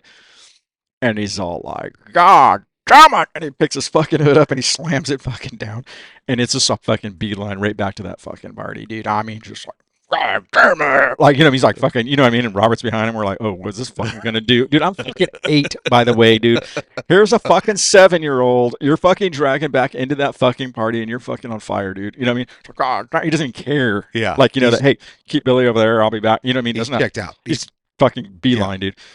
And he goes in there and he goes, my dad was weird, dude. Because when he raised his voice, he was like an RPM, dude. He's like his gas pedal. God damn it, like he would like, you know what I mean? He would start fucking raising the RPMs up. Anyway, he goes to the front door. And my mom a lot of times would instigate shit, like too. Like she would, in fact, their ebb and flow was my mom would go talk shit like after a race. My dad would have to go there and finish it off, dude. Right? That was their fucking deal. Anyway, she goes into the party or something like that. My dad's at the front door and he goes, God damn it, I want to know who the fuck put this thing. I'm like, God damn, like this, you know what I mean? Just like fucking, just like fire. And everybody's all like, "What?" Like, I'm sure the guys who actually did it are laughing their ass off in the back. But and then Doug Taylor's brother, I think it was his brother, he has a long old fucking beard, dude, and he didn't have anything to do with anything, dude. He goes, "Hey, man, nobody here knows it," and he goes, "God, God," and he fucking grabs this fucking guy, dude, by his fucking beard, like with a death lock, dude, and fucking on the floor, just like, you know what I mean, just like fucking. I'm just, dude, his 8-year-old fucking kid is right fucking here, dude. You know what I mean? And they're rolling on the ground, and I don't know how long they're rolling on the ground for, dude. And then my mom, my Doug, I don't know if it's Doug Taylor's wife or his fucking sister, fucking pushes my mom, who's kind of small, fucking like a rag doll, dude, out that fucking house, like fucking this, when she goes like, "What did I do?" Like she's probably in there instigating shit, you know what I mean? But it was fucking crazy, dude. Like I'm just thinking, like I look back at that and I'm like, "This is fucking nuts, dude." I think it ended up being like on just like put it out there. I heard, and he passed away not too long ago, but I heard it was like Rusty Nails used to pit for Bob, and they used to have like kind of rivalry too. But I love Bob. Bob was a fucking. He ended up being a really nice guy, but him and my dad were one of the rivals back in the day. But it was kind of like just crazy Oh fucking my stories, god. dude. It's like that's the kind of crazy shit, you know. Yeah. We had one story too. Like, so did you ever go to Pappy's in Santa Maria? Never. Okay, well, Never. after the races, that was a hangout, dude, for a Uh lot of racers.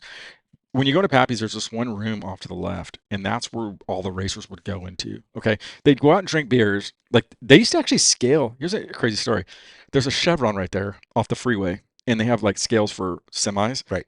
There was a time when they fucking scaled the race cars there. Okay, we'll see the top three. You guys are going over to Chevron, and we'll scale you. Fucking joke, dude. Like, just don't have fucking scaling if you're gonna fucking have us drive across town and jump on a fucking scale. I mean, Yeah. guys are fucking loading up lead on their fucking cars, dude. But anyway, that's why they'd go there. They'd scale their cars, fucking pound beers, and go fucking eat at Pappy's, dude. Well, uh, once a year, the fucking Elks Rodeo would come into town. Okay.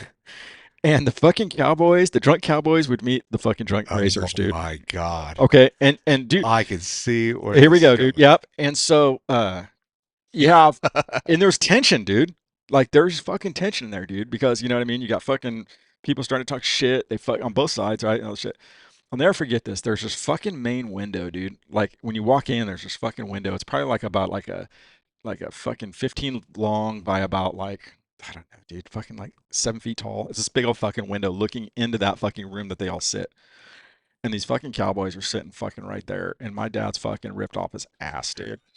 And they were talking shit in there. And then I was relieved that we were leaving. I'm like, fucking, dude, I spent most of my childhood like this, dude. Oh, please fucking keep me out. Like, please don't let this turn into a fucking moment. Right, dude? I'm serious. That was me all the time. Where there was a drunk fan coming down to want to fight my dad, or my dad starting to fucking fight someone, I'd be like, oh, please, please. Anyway, I was happy that we were leaving and we walk out of fucking Pappy's. And I just fucking roll back and I look back and my dad had fucking dropped his fucking uniform down past his knees and fucking just plants this fucking spread fucking ass against this fucking window. Plunk! And it had, dude, Oh and my dude, god. this girl is eating scrambled eggs, this country girl, and she's like this. And dude, I just remember her like stuck and the fucking eggs like pouring back out of her fucking mouth. And my dad, like when he pulled his ass cheek off it, and there was a fucking steamed donut Oh on the my fucking window, god. dude. I'm not fucking joking, dude. And that's like when the eggs poured out of her mouth. Like she pulls off, and here's a steamed donut fucking left on there. And dude, they're fucking all laughing their ass off, dude. Fuck, you know what I mean? And I'm just sitting there like, what the fuck? You know what I mean? It's so Oh my crazy, god. dude. That is epic. Yeah, it's fucking Wow. nuts, dude. I mean, just fucking crazy, dude.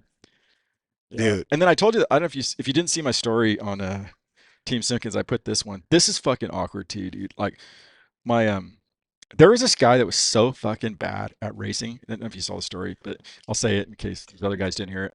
This one guy was so fucking bad. He raced in the hobby stocks in the 80s, like when Robert Matthews and Larry Mickey and all those guys were running. This guy was horrible. When I say this guy's probably the worst racer I've ever seen.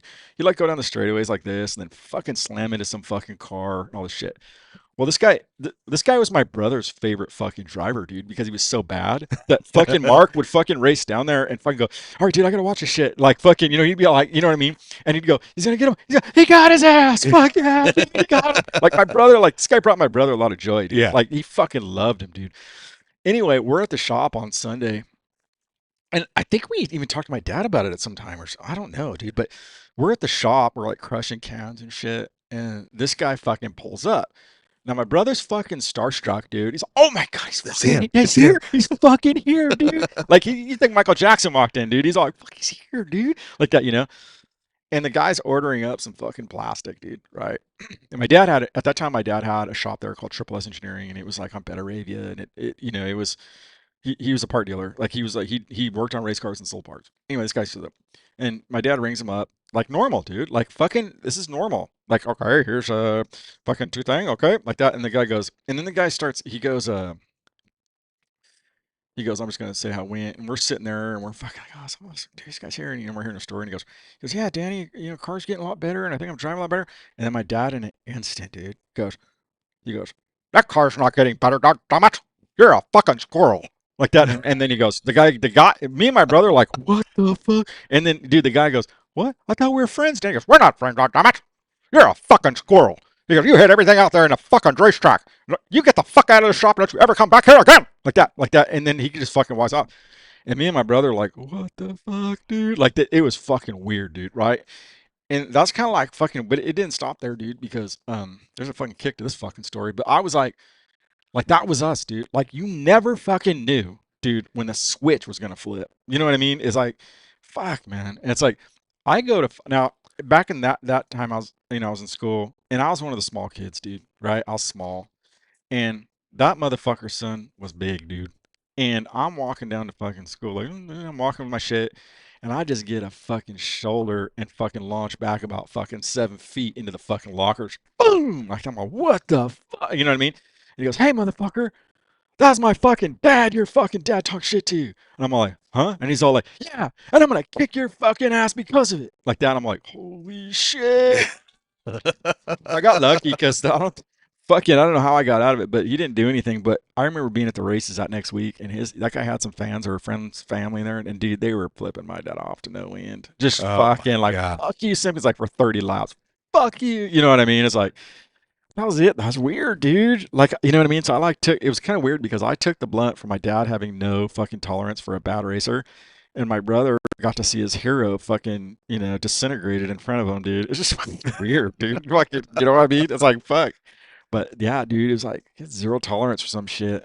I just would love to be a fly on the wall for like 1% of this. Yeah. Like 1% of it. Like I've got I mean Skinny's my uncle. Yeah. So Yeah. Yeah. Yeah. Skinny's my uncle, He's Anthony's my probably seen some uncle. shit. You Yeah. know, my dad, like I mean, I hear stories, but Yeah. I was never around. I Yeah. was never around for the stories. I was never around for like you know, for the stories. Yeah. Like for you to live the stories, I live so dude. I feel like there's a whole bunch I don't know. I wish he was here because I'm sure I only know like a smidge of him.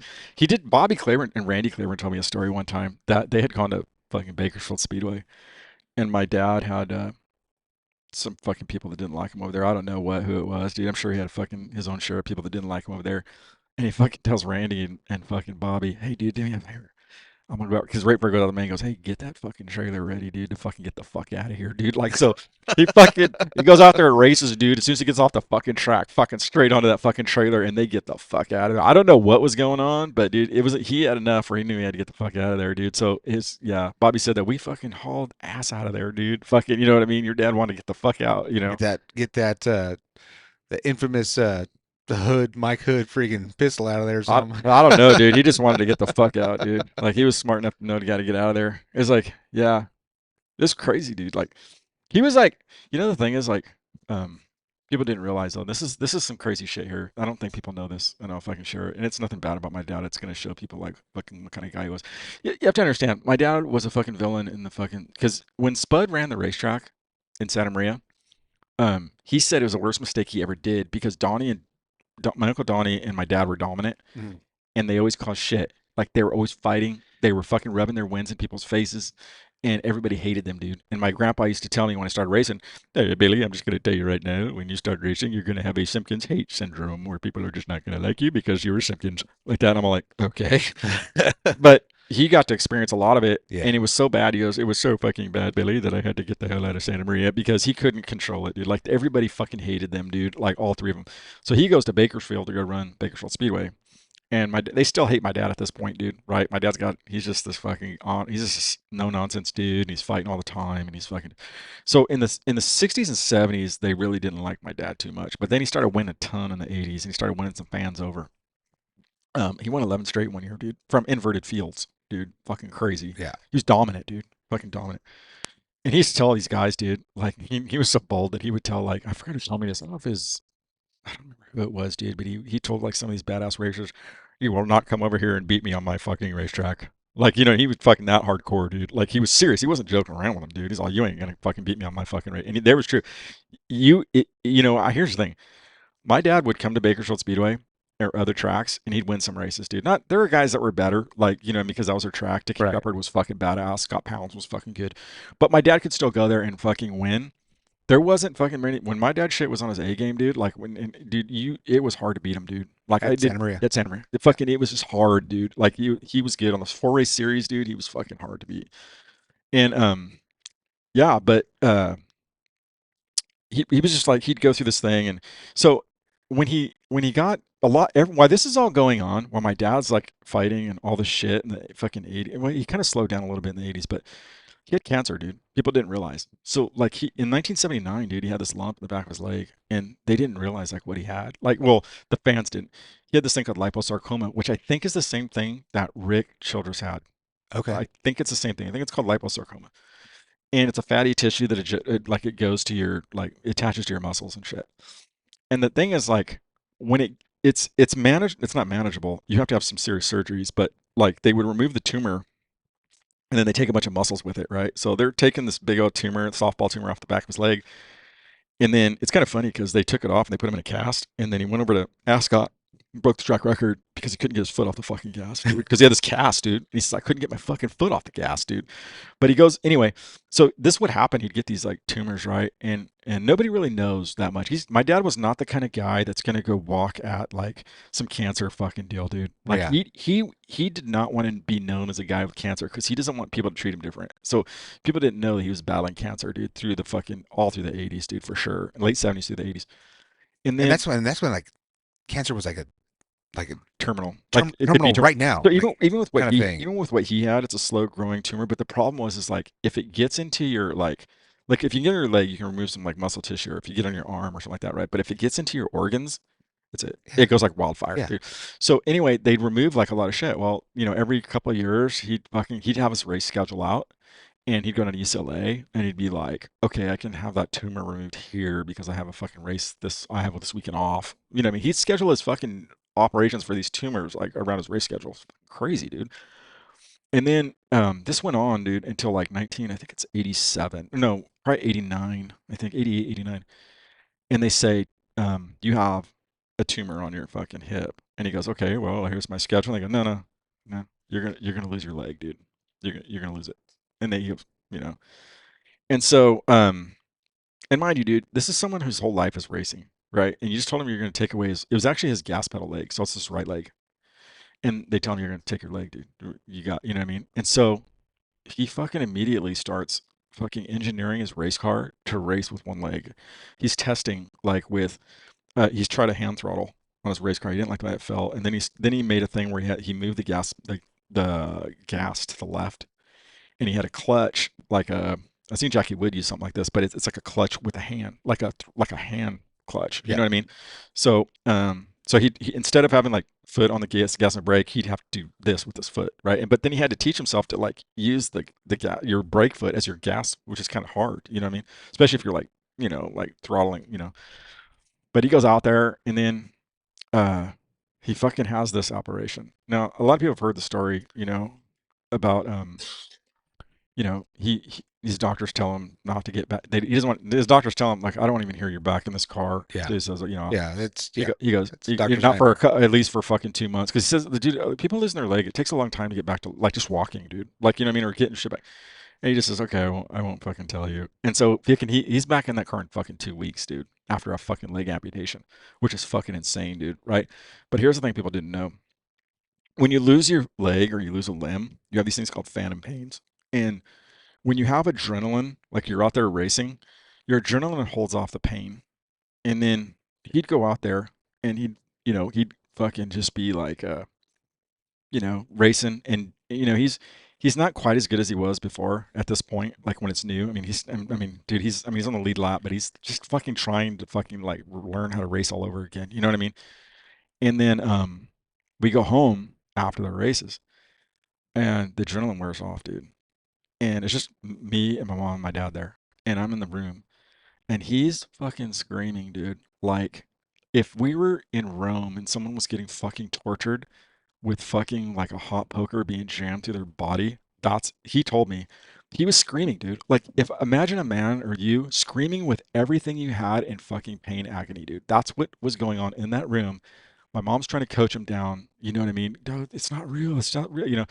And he goes, "It's real, goddamn it!" Rah! Like, and I'm just like, fucking. It was like fucking hell, dude. Like, Wow. Yeah. I was like this with my fucking like I was like my hands over my ears as hard as I could, fucking just shaking, trying not to hear it. And I could, it was so fucking loud and the blood curdling fucking screams. And he told me that it felt like someone pushing a hot fucking poker that was like fucking like ruby red through the bottom of his foot all the way up his leg, dude. And he's like, it was as real could get. There's no like, oh, it's fucking just your imagination. No, it's because your nerves are fucking broke. Yeah, it's right there. You're They're all singed, yeah. dude. And so the nerves are telling your body there's a fucking thing trying to jam through my thing. So it was real as a real. Dude, he'd be fucking screaming, dude, for like, oh God, dude, hours, dude, after these races, dude. And I would just be like, fucking, please stop. Like, I didn't know how to handle it, dude. I was like, dude, like, I don't, like, I was just like fucking in my bed, dude, sheets over my fucking thing. I was like this, dude. It's fucking crazy. But people didn't know that. Like, he'd go out, like, what it meant to go out there 2 weeks after racing and fucking race, dude. Yeah. And it got even crazier, so he ends up fucking, learning how to race with one foot, and he ends up fucking winning, dude. Again, he's starting to win again, dude. Gets his modified, and he took a job. This is crazy. He took a job at Hogan's Manifolds to do TIG welding, so he could learn throttle control because you TIG weld with the Yep. throttle. Yep. So he would learn. Hogan gave him a job there. Tim Hogan, I think, gave him a job there, and he learned. He got his dexterity with his fucking left foot using fucking TIG welding, dude. And so he got real good at that. And then he ended up racing modifieds. A lot of people don't realize my dad raced mods, and he won the regional championship at in San Joaquin in the Valley. And he was doing pretty good, with it. He had a lot of fun with that car. And it was kind of crazy. So he's racing his late model, right? And then he pulls us in a room, dude. This was like the most surreal time, dude. It's like he pulled us in a room. That's me, my brother, and I think my mom. And he goes, all right, I have something to show you guys. And I'm all like, we're like, okay. And he goes, the canter's moved into my center section like that. And we're like, okay, take it out. You know what I mean? Like Yeah. you've done it for fucking all these years. We'll just fucking adjust to it, right? He goes, they gave me 6 months to live. That, you know what I mean? And we're like, what? Like, you know what I mean? You could have heard a pin drop, dude. It was like, huh? Because he's like, because, dude, this is Danny Simpkins, dude. Like, you know what I mean? It's like, you've beat it all, dude. Yeah. Like, It's you know like what I it's mean? The super. way he said it, though, was just eerie. He goes, they told me I have 6 months to live. Like that. And we're just like staring at each other, like, this is fucking mean, dude. Like, you know what I mean? And then, and he went out there, dude. This is where, you know, you find out who the fuck you really are, dude. Because he made a fucking determination, dude, that I'm gonna fucking win this fucking last studio championship, dude. And he fucking went all in, dude. I mean, he fucking had the research on the engine program. Him and Bob are arguing, Bob Jank are arguing about this fucking engine. I don't think Bob ever built anything like it. It was this fucking 18-degree engine, dude. That NASCAR was running, dude, on some stuff. And dude, nobody here even had a fucking idea about that shit. They weren't running that shit then. And he just fucking has this car, dude, that he fucking like he's adjusting this car for this engine and for the fact that he doesn't have his right foot for the brake. So he's just like fucking making this fucking car tailor made to his fucking disability and this fucking crazy engine. And he goes out there and he fucking wins that championship, dude, on the fucking final year. And here's where it fucking does get crazy, dude. I remember that final point race at Santa Maria, and he won it. Fucking loses his power steering. My dad was a cheapskate, dude. Like, people think my dad had like bad. I mean, he had cars that were right, but he was not a big spender, dude. He would like he had stock power steering pumps, dude. Like, who the fuck runs stock power steering pumps on late models, dude? And he Yeah. just blow the fucking things off them, dude. But anyway, he goes out there, power steering pump fucking blows up on the white flag, and he fucking wins this race. And dude, mind you, at this time, he can no longer use crutches, dude. He's in a fucking wheelchair, and his body is full of fucking tumors, dude. Like when you picked him up to put him in his car, his it felt like a bag of potatoes, dude. There's these Just fucking lumps lumps everywhere. everywhere, dude. all over his fucking thing. He's no longer sleeping in his bed, dude. He's sleeping in a chair, and he doesn't even sleep, dude. He's got all kinds of medical conditions going on too. Like, I don't want to get too much into them, but like, dude, your body starts failing in so many different ways, dude, when you're engulfed with tumors. Because the tumor, the thing is, the cancer doesn't really. It's how a cancer works is it. What happens is the tumor gets in there, and it starts squeezing against this organ, right? That might be your pancreas, or it might be anything, your liver or whatever. And so it can't do what it's supposed to do, dude. You know what I mean? Right. Yes. And so all your whole body's failing, dude. You're dying, dude. You're dying. But he goes out there, we're lifting him in the car, and he fucking wins, dude. And he's got the stock car magazine there to do was Speedway Illustrated or stock car. I don't remember who it was. Dick Bergen owned it. But they're there to cover that fucking race, dude, because they heard this fucking story of this guy, right? And they're doing their. I just remember the guy coming over and goes, "Fucking, this is like and he was right, dude. This is like a movie. I've never seen anything like this, dude. This is Fairy like, tale. dude, you could hear the whole fucking place. They had like these people knew what the hell was going on, and it was like you couldn't script this. If someone told you this was a movie, you wouldn't even believe it. Yeah. Like, here's a Like, guy. This guy's half dead. And you have to shovel him in a fucking race car, and he goes out there and wins a champ. Oh, by the way, I was gonna tell you. Let me backtrack here. So, oh wait, this let me yeah. So he wins that championship, and now we're back to the same thing, dude. Where his adrenaline's high, and we go home, and he's in fucking crazy fucking pain, dude. He was taking morphine, and he was getting off morphine on Thursdays so to we could race, race so Saturday. he could race Saturday, and then he'd go back on the morphine dip on fucking like trip right after like the race.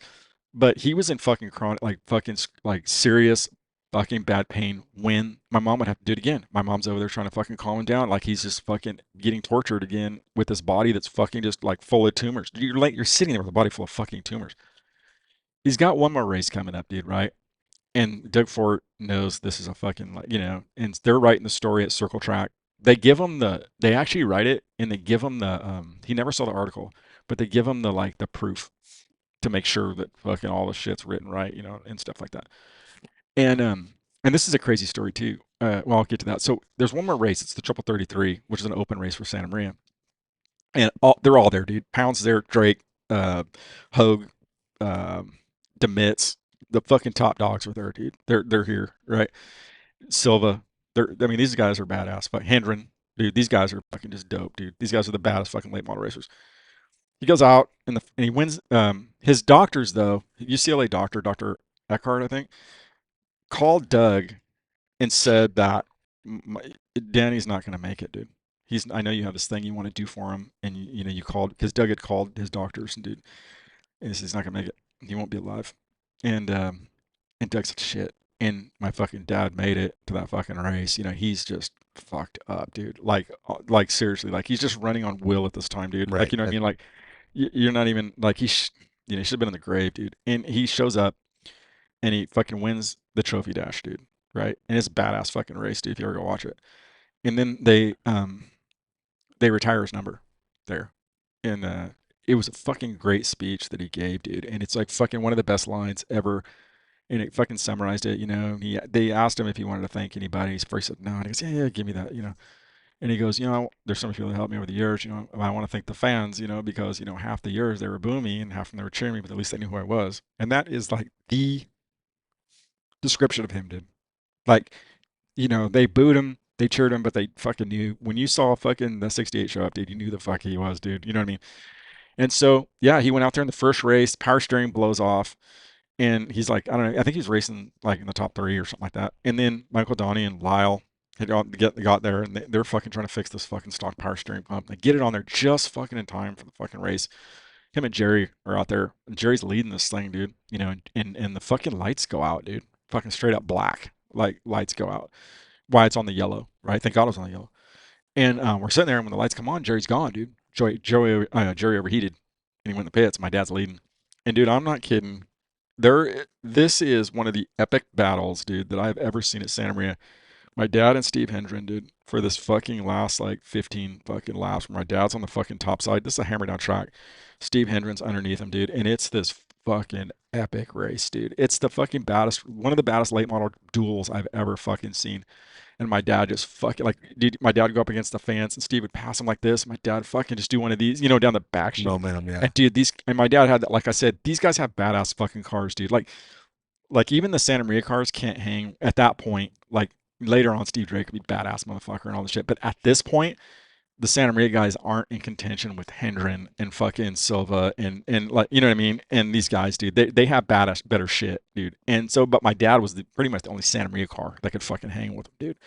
And dude, it's just this fucking every lap. It's this, dude. Every fucking corner. And dude, these cars are fucking hauling ass, dude. I mean, I remember looking at it and saying, "Fuck, they're flying, dude." And it was like a movie, but it was so surreal that and it's like when I watched it, I remember it felt like it was like in slow motion. It was so fucking surreal, dude. And I remember the guy. I think the guy came back. I don't remember if the guy came back, Digberg, or the guy writing the story. But my dad fucking won this fucking race, dude. And it was fucking incredible, dude. It was like the whole stands were fucking crying, dude. You know? Sorry. But it was fucking crazy, dude. And then I remember seeing it and I literally thought, dude, you've seen something that you'll never see again, dude. You will never see someone half dead fucking give everything they got to fucking do that. You know, like you can be a badass racer, dude. Trust me, there are some fucking badass fucking racers out there, dude. Like they are bad, dude. I can go through the list of them all, dude. But to do that, like, you know what I mean? When your back's against the wall, you can't get pushed back anymore, dude. You are just fucking smashed against the fucking wall. What are you gonna fucking do? Your fucking life's on the line, dude. You're fucking over. This is it, dude. And he wins it. It's just fucking incredible, dude. That's unreal. That Yeah. that story is And he died. He unreal. died a couple weeks later, dude. Because the thing was, is like, and I'll tell you this too. The phone rings one time. I've told the story. You may have, it was in Stock Car Magazine. Actually, they added it in at the last part. Phone rings. I pick it up. Yeah, standing there because people were calling my dad, right? And he's sitting in his chair. He's riding out the last couple of days of his life.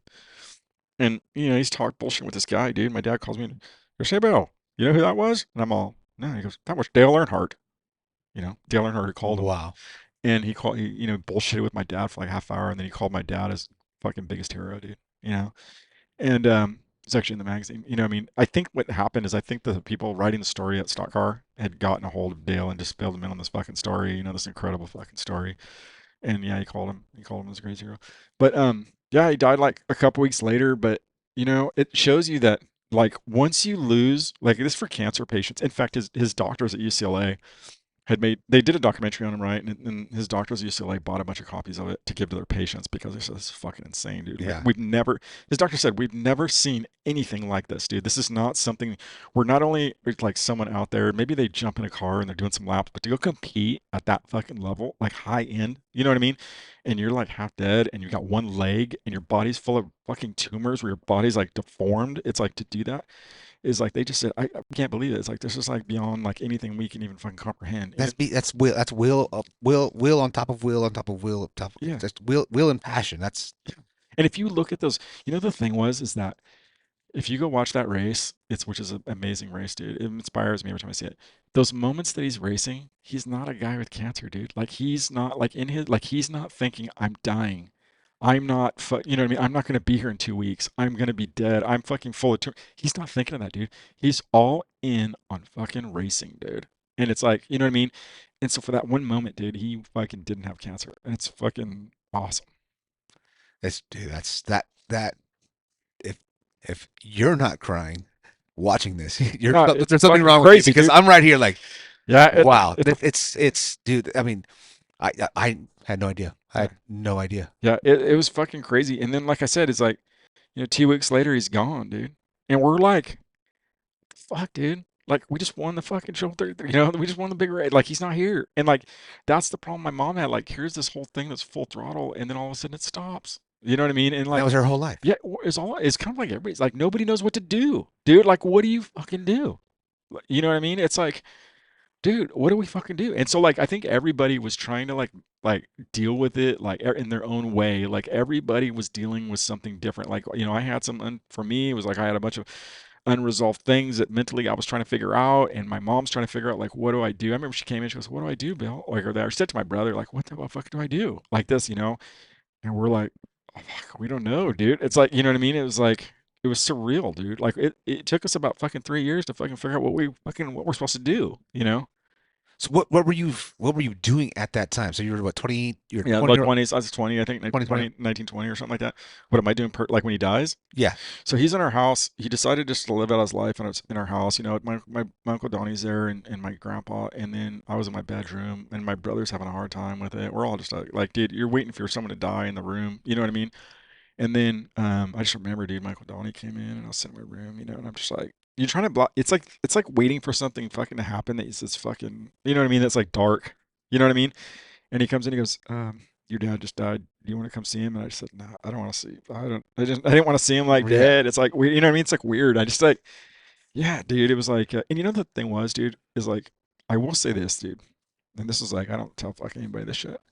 So we had like I was trying to support him the best I could, like like helping him out and stuff. Like the last like 6 months, I was trying to be around, like if he needed something, you know what I mean, and try to do things and stuff. And we'd still like butt heads every once in a while, but I remember one time, dude, that I was he. This was like about 2 days before he's dying. He's sitting in his chair. I don't know if we're watching boxing or something, dude, because he liked watching boxing in his chair. And he said, "Hey, can you?" He goes, "Can you get me this bell?" And I got him something, dude. And might have been the paper actually. I think it was the paper. And I got on the paper, and then I was walking out, and I just fucking stopped, dude. Like I fucking hit a brick wall. Boom. And I just stopped halfway walking out, and I paused, and I just stood there and looked at the ground. And I'm sorry, dude. Let me take one drink and I'm gonna finish the Yeah. story. It's fucking, I was just, this is like, I didn't, this is a crazy story. I, uh, I stopped, I looked at the ground, and I just turned around, and I just walked right back over to him, and I hugged him. Didn't say fucking anything. And I said, I love you, Dad. And then this is the one thing, is like, I talked earlier like how I felt like he didn't believe in me and shit, and then but he said something that was enough that it inspired me. He goes, Bill, I love you so much, and you are the most talented person I've ever known. Right? Sorry, sorry, did I didn't mean to talk like this. Sorry. And yeah, he said that, dude, and I thought like, fuck, dude, this guy just did the fucking impossible. He just called me the most fucking talented person he fucking knows. You know what I mean? And so he knew that there was something in me. He didn't know what it was, but he knew there was something there. And yeah, dude, that was that one moment. And I'm so happy that I hit that wall to get that little bit of closure. You know what I mean? To hear that. Dude, I mean that could I mean that Sorry, dude, this is not no, that's cool. no, This is like not, no, I that's did like not mean to fucking break out no, like this, but that's like this is crazy. I mean that's all the closure Yeah. that one could even imagine to Yeah. have. It's Like crazy, dude. even like right at the end. Yeah.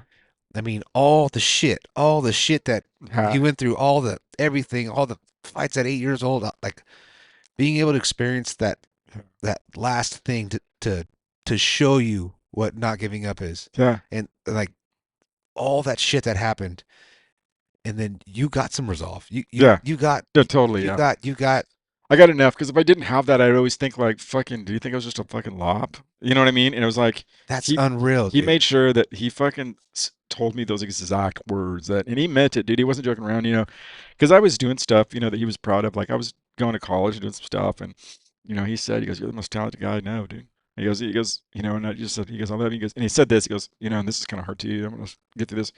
He goes, "Do me one favor," and I said, "What?" He goes, "Make sure you take care of your mom." I'm like, you know. So that was the thing too, is like, because of like that, and then you got my mom saying, I want you to race Billy. Like she meant it, like, so I'm like, what do I do? You know what I mean? It's like I got like, he's wanting me to, and so, and me and her like did our racing together, and it was pretty cool. I will say that me and her had a pretty cool racing relationship together. We didn't always see eye to eye, but I wouldn't say it was as like nice as me and Sunny, but she did definitely support the racing, dude. And Yeah, so, and she got enjoyment out of the racing that I was doing, dude. Like we did racing together, and so she enjoyed that part, and she was into it, with me. So that was able to help her like get through some stuff, I think. yeah. I mean Yeah. that's I mean it's full circle. I mean Yeah. it is full circle. We went from talking about how tough and like raw your Yeah. dad was too. Like And he had emotional side, dude. Like here's the deal. Like my dad would cross the line sometimes a lot, and he could get very emotional, dude. Like he would come over and he would like start to tear up and like say, "Sorry, I'm sorry, I shouldn't have done that." He goes, "You didn't deserve anything like that." You know what I mean? Or he'd always say this, like, one time he This is kind of weird. He came in, and one time I was just sitting there, and he came in, and he fucking just sat next to me because we got an argument. He came in, he sat next to me. This is not around that time. This is probably a couple years earlier. And he came in and he goes, I just want to tell you, Bill, I love you. And he put his arm around me, you know. And then he says, I want you to remember something. He goes, you're a Simpkins. Don't ever forget that, you know. And then he teared up and then he walked out. You know, I was just sitting there like, fuck, dude. You know, it's crazy, dude. You know what I mean? Like that's how he was, dude. Like, you know what I mean? And so, yeah, I mean, yeah, just I don't know. People just don't. Some people just don't know how to express themselves that was my in dad. in No, you know in conventional ways. no, You know, it's it's he wasn't. There's a movie. It's called The Beautiful Mind, and it's with the guy that played in Gladiator, yep, where the guy was super smart. Because my dad was a genius, dude. He was an engineer. That's why he was so much better than everybody, because he could engineer race car shit, and people he was way above everybody. He was just smart fucking dude. Like my dad would like there was a way to hold a wrench, and there was a way, you know what I mean. And if you didn't fucking hold it right, he'd fucking let you know, dude. His shop was meticulous. The way he worked on his cars were fucking engineered, fucking awesome. He was always thinking racing, dude. Always. He'd go to the bathroom. Here's circle track. I'm reading fucking every fucking thing in it, dude. Everything was fucking racing. But it was like he was so perfect in his mind. The world is perfect, right? There are these cubes that are stacked. This is the way it's supposed to be. It's like this. This is how it's done. But that's not the world, dude. The yeah, world's organic. It's not perfect. There's flaws and there's errors. And he didn't like he only understood the equation. He didn't understand the equation that is not the norm. You know what I mean? Like you have to have a sub like answer to this. He couldn't, that's where he failed. Like he could not understand that. So he understood the basic like okay, this is the way things are, this is the way it's supposed to be. But even when it came to parenting, when your parenting isn't perfect or your son says fuck that, you know your kid's looking at you and he doesn't want to be around you and stuff, like you have to fucking like how do you know that he had to fucking solve that. He couldn't solve that because that's not something that like okay, Bill goes to school, he has to be there at 9 o'clock, he has to be, you know what I mean. This is like your kid's fucking not seeing eye to eye with you. How do you handle it? And he doesn't know how to fucking handle it. You know what I mean? Does that yeah, make sense? yeah, And so yeah, there's that thing. And I think that like one thing that I think where I with Sunny have learned is that she's not fucking perfect. She's gonna hold a wrench wrong. I get it. And like you know what I mean? She's gonna make mistakes. yeah, And that's the way the world is, dude. And I just have to learn how to map that out a little bit. You know what I mean? And not have to think that it's this perfect thing. yeah. So I mean, it's just being able to just step back. I mean, it takes a you know it takes a big person to be able to step back, take that step back, and be like, yeah. okay, let's evaluate this, and then be able to proceed forward. Like your dad wasn't able to step back. No. He was like, Yeah. I'm right. I'm right I here. have the answer. Like he always thought he had Yeah. the answer, right? And then that was the hard part when he couldn't like when he couldn't solve it. It was like an implosion, right? And so like he didn't know how to like you know, and then he would make mistakes, dude. You know, you're gonna cross the line, dude, and you're gonna do things that you shouldn't do, and then you're gonna have to apologize for them because they're once you slow down, you logically look at it, you say I didn't handle that right. Yeah. You, When you find that moment to be able yeah, to step back and yeah. look at it, yeah, it's just, but It's, those kind of people that like impulsive people they're that just are just, well, they're geniuses, right? they're They're great. Yeah. who was the guy? Who was the guy that he did the remember they did a movie on him when he was the flight guy. God, man, what's his name? He stacked all the urine bottles because he was crazy in the mind, but he was crazy. God, is there Hughes maybe? I don't remember who it was, dude. DiCaprio played the character. Anyway, the guy was a genius, dude. But he went like his mind was like fucking. You know, it's not Yeah. the same, dude. It's like Elon Musk, right? Elon's a genius, dude, but he's fucking also crazy, dude. Like his mind's like he doesn't think like me and you think things, right? And it's like I'm not saying my dad was Elon Musk, but I'm just saying though, is like he was like that thing where you have this person that's so smart and they're so wired this way, and then it's like, but they're not wired like the rest of us. Yeah. I mean, you nailed it with the reference of the movie and the title, Beautiful Mind. It's Yeah, just got a beautiful mind. It's just, and it's its own thing. I've started writing. You know, his story really does deserve a script, like a movie, like a book at least. I've started writing it. I wrote like 5 or 6 chapters. I think I shared them. It's called The Impossible. And because there's so much stuff behind the scenes, even the stuff I didn't get to hear, like we're just like fucking great. It's not perfect, dude. That's the thing with my dad's story is it's the most imperfect story, and like you know that you know even I protect sometimes making sure that it's not 100% out there because it does you know it's just not people don't need to hear some of it. And but the thing is it's also a beautiful story, dude, and it's also a story of human like accomplishment and like the will to never give up and like the impact that you leave on people. You know, like when it's just not a perfect story, but at the end of the day, it's like the way it worked out is the way it has to work out. Yeah. It's it's the story that got you to where you are. Yeah, It's the story that got you to get Sunny where she's at. It's like it all stemmed from, yeah, it all stemmed from your dad. right, It's I mean, yeah, as imperfect as he was, or as yeah, perfect as he was. yeah, It's just, I mean, it's a story. It's a story that's absolutely worth being told. It's a yeah, story that needs to be written. It's something that yeah. you should. I mean, No, I know it needs to. I'm 100% in right now. Like Yeah, you need, I need. What do we got to do to make you that know what's happen? You know, you know what's it's kind of crazy too is that Spud, right, who ran the jalopies out here in the 40s and 50s. You know, when he was a kid, it's kind of an eerie like connection. But my grandfather Spud lost the use of his leg when he got polio when he was a kid. I don't know what year it was, probably the 20s or something like that. And back then, when you got polio, you know, you could you could get crippled for life, dude. It was like, you know, you never. In fact, he always used to say, I felt fortunate that I could fucking walk. Anyways, doctors tell him when he's a kid, when he's like fucking, you know, I don't know when he got it. I think that is that he'd never be able to walk again. He wasn't supposed to walk again. And then, but he was so determined. In fact, his mom, the reason he got the name Spud is because his mom, he was always laying around the bed because he uh, couldn't, he's crippled and stuff. And his mom would go, get out of bed, you sack of potatoes. So they called him Spud, dude, because he wouldn't get out of bed. And, but anyway, he taught himself how to walk. He always had a limp. He never really had the use of his leg, but he would swing his leg around. So it was always like, you know, you go like this, walk, and then go, you know what I mean? But he did. He went on to like win a dance competition in high school, and then he ended up being like one of the top jalopy like racers in fucking Valley, dude. Like he was fucking badass, dude. And because you know he didn't have the use of a brake, so he used it all gas. But it's kind of weird that we see the kind of the similarities between him and my dad, right? They both lose the use of the legs, and they don't give up, and they're determined. And I'm sure some of that rubbed off on my dad. You know what I mean? This yeah, never give up attitude that my grandpa had. Like he's this handicapped person, but he did and dude, here's the deal. My grandpa was handicapped, but he was like my dad, dude. He's fighting all the time, dude. So like he's a guy with just one leg, and he's like fucking, they're fucking, and he was like strong, dude. My grandpa's bud, he had an upper body that was so fucking strong. Like it was huge, dude. Like it's hard to explain, but dude, when he grabbed you, dude, it was like fucking, you know. So he was always fighting and shit.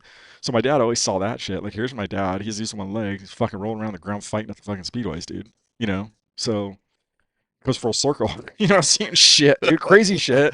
You know, I'm sure Spud has a bunch of crazy stories too, dude. You know, like so. oh my God, Yeah, it's wild, dude. dude, it's I'm blown away. Yeah, and Donnie, you know, the thing is too is I didn't really talk too much about Donnie, you know, and Donnie and my dad were kind of weird because they get into it all the time, dude. They came here and raced one time, and I don't know which one of them got thrown in jail, but someone got thrown through a fucking window, and they're fighting each other, dude. And it's like, you know, it's like they fucking come here and start fighting each other. Dude, here's a fucking crazy story. I don't want to keep going on because I know this show's long, but I'll give you one more story. We come, and this is here it is again, dude. Here's your fucking 7, 8-year-old son here with your fucking mother-in-law.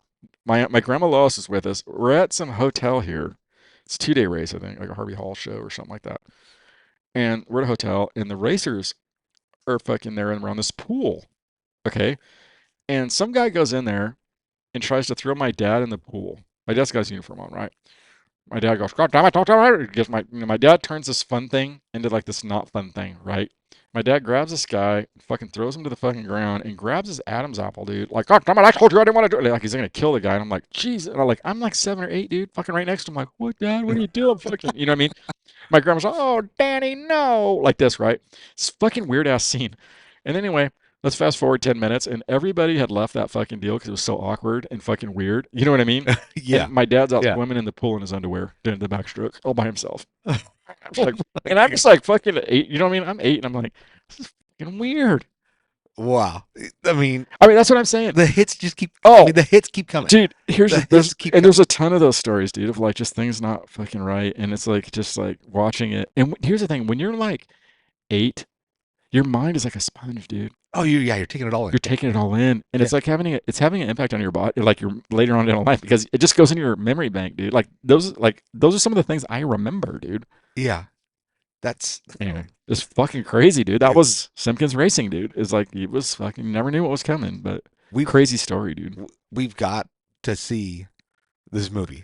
I, I mean, this it deserves a book. I can't. But here's the thing, especially with like with AI now a little bit, where it can help not write the story, but it can help like proof it and make sure it reads like a fucking like a thing. Because it will help me. I just need to do it, and I need to do it. Like I just want to finish it. Like I did like 5 chapters or something. Dude, people are like, "This is an amazing fucking story," because it really just shows some things that my dad did, you know, and his accomplishments and some of his not perfections, and you see this like human story that isn't like what you know what you'd normally think. Yeah, that's I mean, you see these kind of stories and then but you get these wild movies that are just I mean, you get it in the right hands and get the right people to Yeah, like make something like that. it's yeah, it'll be like I mean, that is like it deserves. I undeniable. know it deserved to That's have a. undeniable. Yeah, it is. In fact, I started. What was cool is I was able to write the story and actually turn it into a movie script, and like that I could get, you know what I mean, just get it in front of somebody, like you know what I mean, just to look at it.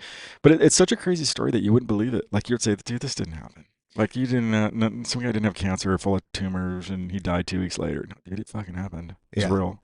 I mean, if I could just get you to come here every single week and just like tell me a Yeah, 2 hour yeah, story, and we can just take this whole thing and just say script this. yeah, yeah, I yeah, mean yeah. that is unreal. Right. It's You know what? Here's a crazy story too. This just popped in my head, dude. Like I have never told the story, and I'm gonna say it because I haven't thought of this in like fucking 20, 30 years.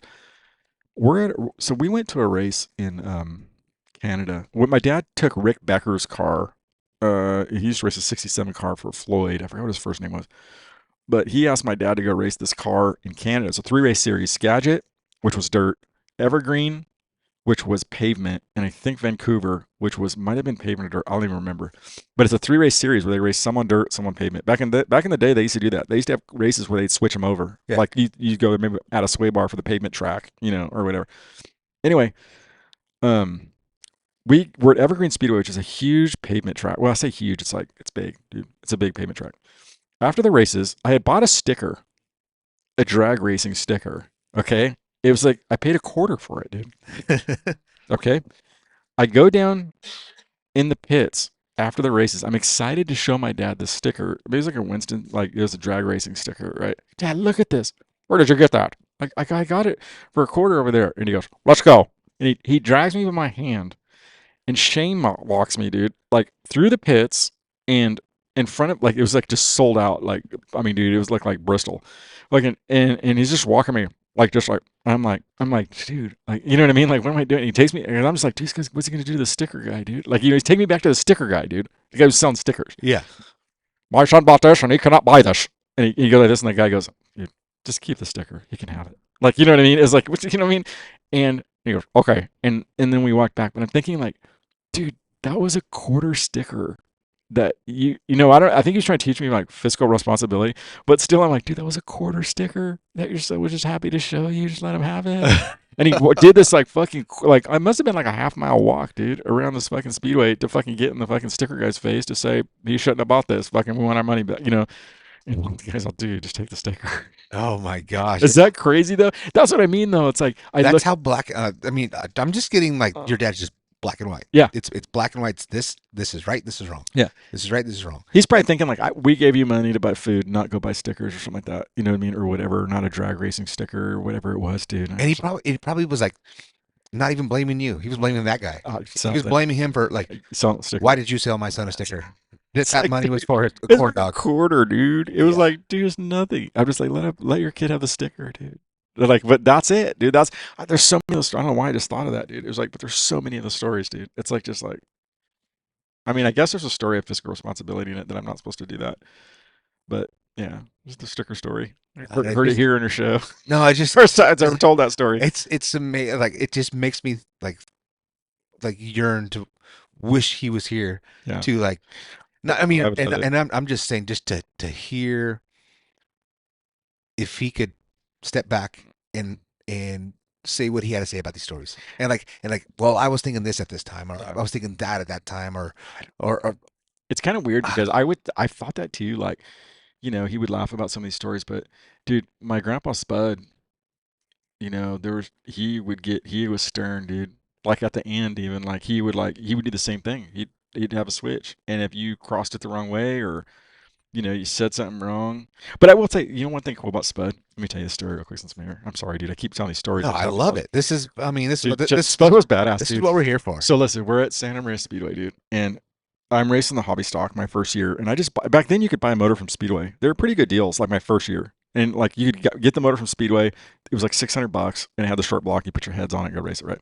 Well, the rules in the hobby stocks in that year, it said you have to run the engine parts that came for that year in that car. Okay. Well, the Monte Carlo, the 74 Monte Carlo, had a 350 engine and a 400 engine, dude. So I took the 400 crank and put it in the 350, created the 383 with it, right? Because I'm like, in my mind, I'm like, fucking technically, I'm like, it's legal, dude. Fucking, you know what I mean? Use this the parts. I'm using the crank. These are the parts, dude. That gray area. So anyway, I'm there, and someone finds out, dude. I don't remember who it was, dude, but someone found out and told the officials that that's not a fucking. Because I said I was running 400. I was 400, but it was 383. And they said he's got a fucking 383 in that thing, dude. And he's saying it. And the officials come over, and Spud's with me in the pits, dude. And this is great. He saved my ass this time. It's and they say, hey, we're gonna pump your motor. And I said, why? And they go, because someone said we think you got a 383 in that thing. And I'm like, no, it's 400. And they said, we're gonna pump it. And then Spud walks over. Spud's out, hey, what's going on here? Like that. And the guy goes, well, we're gonna pump his motor. You're gonna tear apart this engine with these fucking dirt molecules falling all over the fucking place. What kind of Mickey Mouse operation are you running here? Like that. And the guy's up. He's belittled the fucking official, right? And the official's just like looking at him. And Spud used to have this look. It was like he would just look at you, dude. And then the guy goes, and he just walked away. He never pumped it, dude. Spud goes, I don't think he's coming back. Like that. Like, you know what I mean? That was Spud, dude. Spud was badass, dude. And so yeah, that's a Spud story, dude. Spud used to go over here. When I raced Santa Maria, dude, he fucking went to every race, dude. He fucking and he would drive here, and I could never get him to stay. He would always drive home, and he drove like fucking fast, dude, like crazy fast, scary fast. And I said, just stay the night. No, no, I'm going home. I'll be home by fucking 10:30. And like he would just get on the fucking jam home, fucking going 100 miles an hour. So he lived Bakersfield. Mm-hmm. You know, So when did you move from Santa Maria to Bakersfield?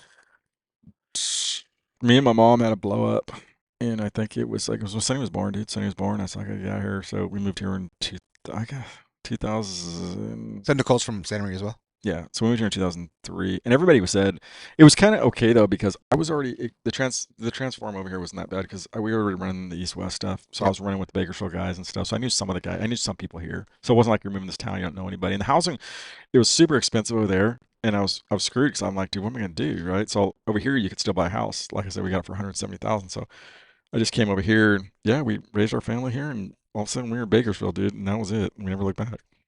That's wild. So I mean, Yeah.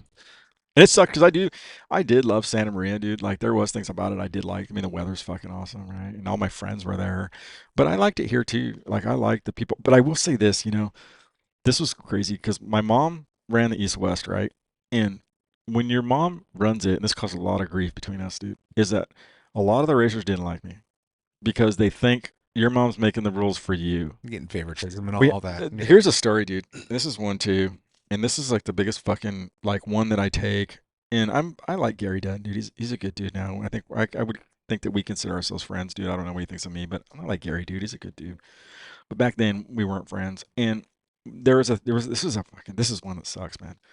My mom's running the East West, and Santa Maria said, and Daryl Hood and I like Daryl at the time.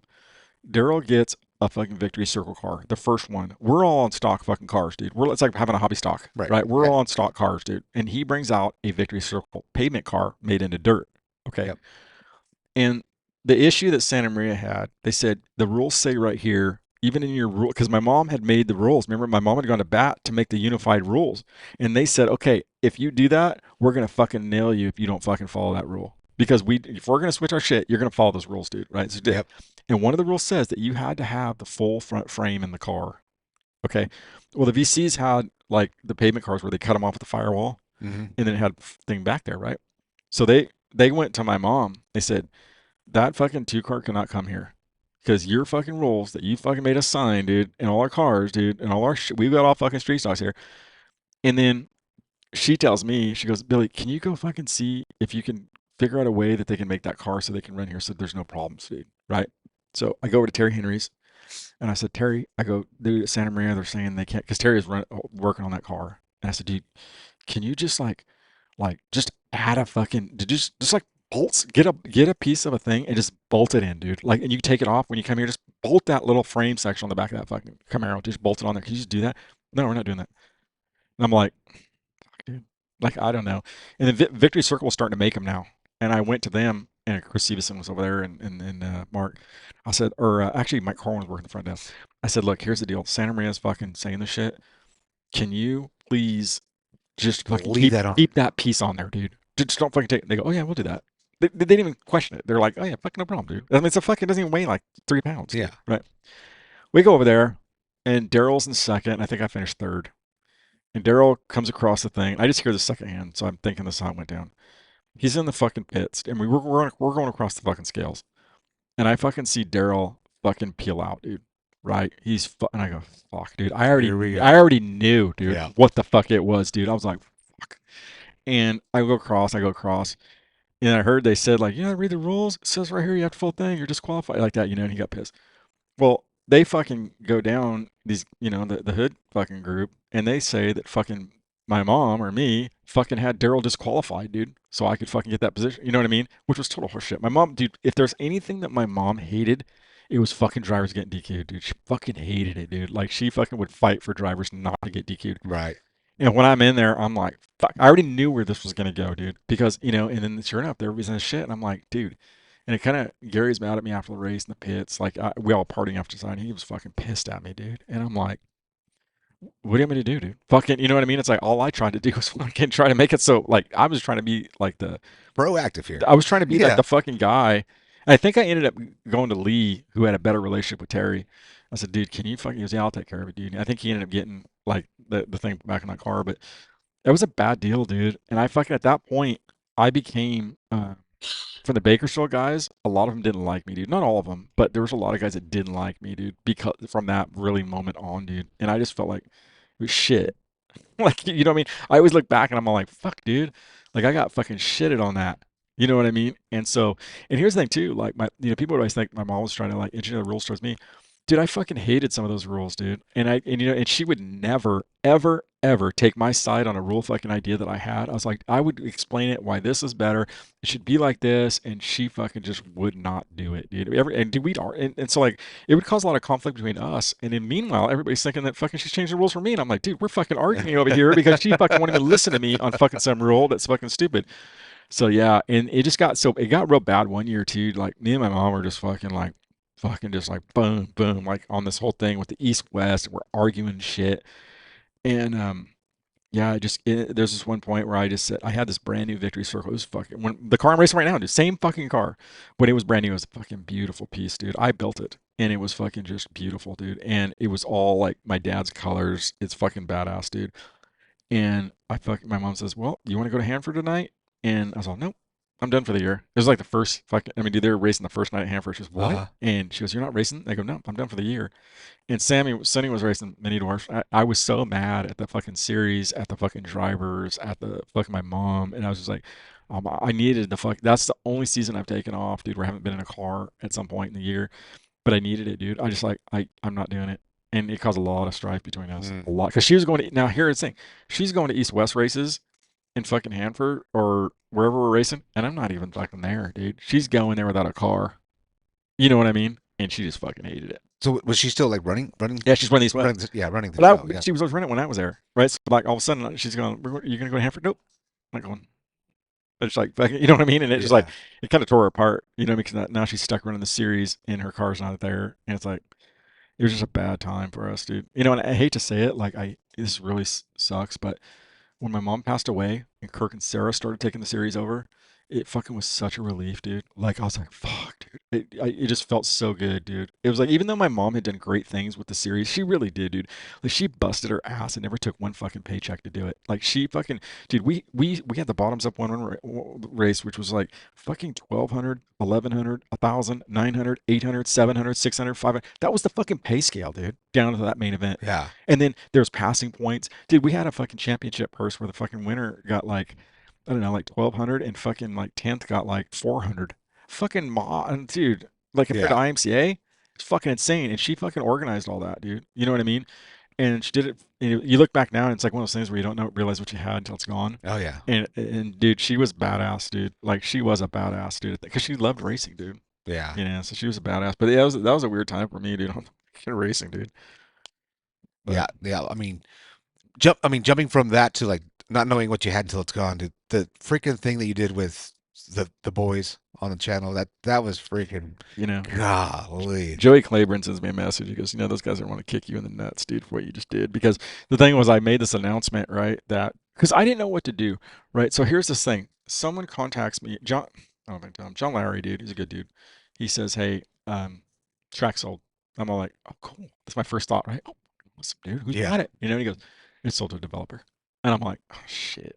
He's like, yeah. And I talked to the developer, and they want to give you the opportunity to like say goodbye to it, like go to the track and fucking do something like as a final farewell. farewell. Farewell. Yeah, I said, damn, okay.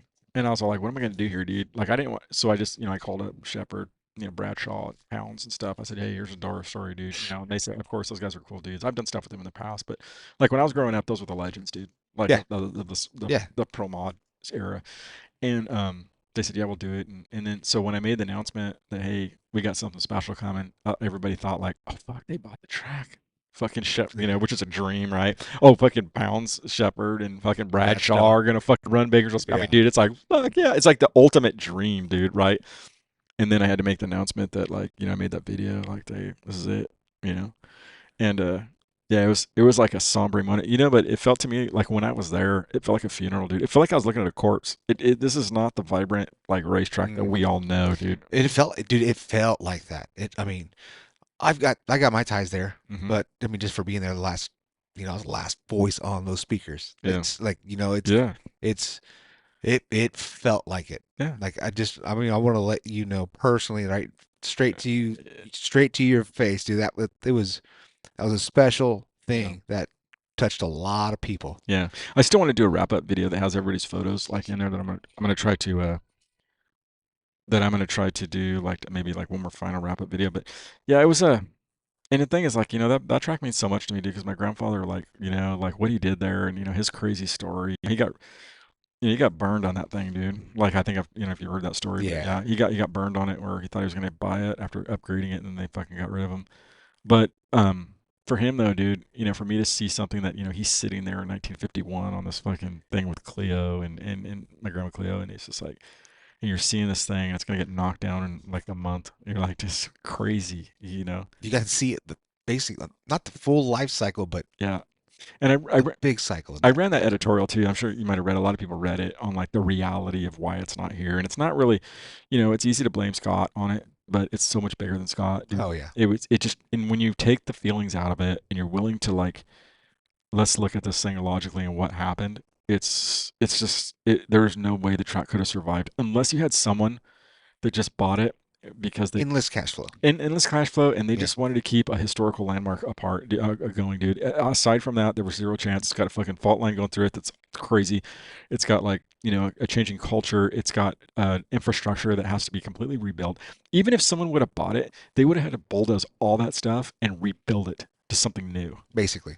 I mean, yeah, the whole concession area, the you know the office area, Mhm. Gone. it's Tower. yeah, it's gone. Dude, the Yeah, concessions. Like I mean, not the concessions, the seating, right? I mean, dude, when we got there, that fault line. I don't know what's going on with that fault line. But it's fucking raised like crazy, dude. And I always thought like, I looking back, I was like, dude, you know what? They should have like gone after the oil companies and said like, we don't know who's pulling the oil out of here, but who's causing all this stuff. But it's going like magnitudes, like major. But it would have to be completely redesigned, the whole track, dude. I mean, the crash walls lifted up, like on the front chute. The right side of the gates like this, and the other side's like this. yeah, It's like, dude, it's the same Bakersfield Speedway you left like 3 years ago yeah. or 2 years ago. It's just not. And so like, yeah, dude, and we're there. I'm saying like this is a corpse, dude. It needs and like I told Scott, me and Scott looked at it, Scott Pounds, and we both said this thing needs to be torn down, dude. It's just not. This is not good for us seeing this. Like anybody seeing this track like this, this is Yeah, not the memory that you want to have. They're just like just trashed. yeah. It's sad.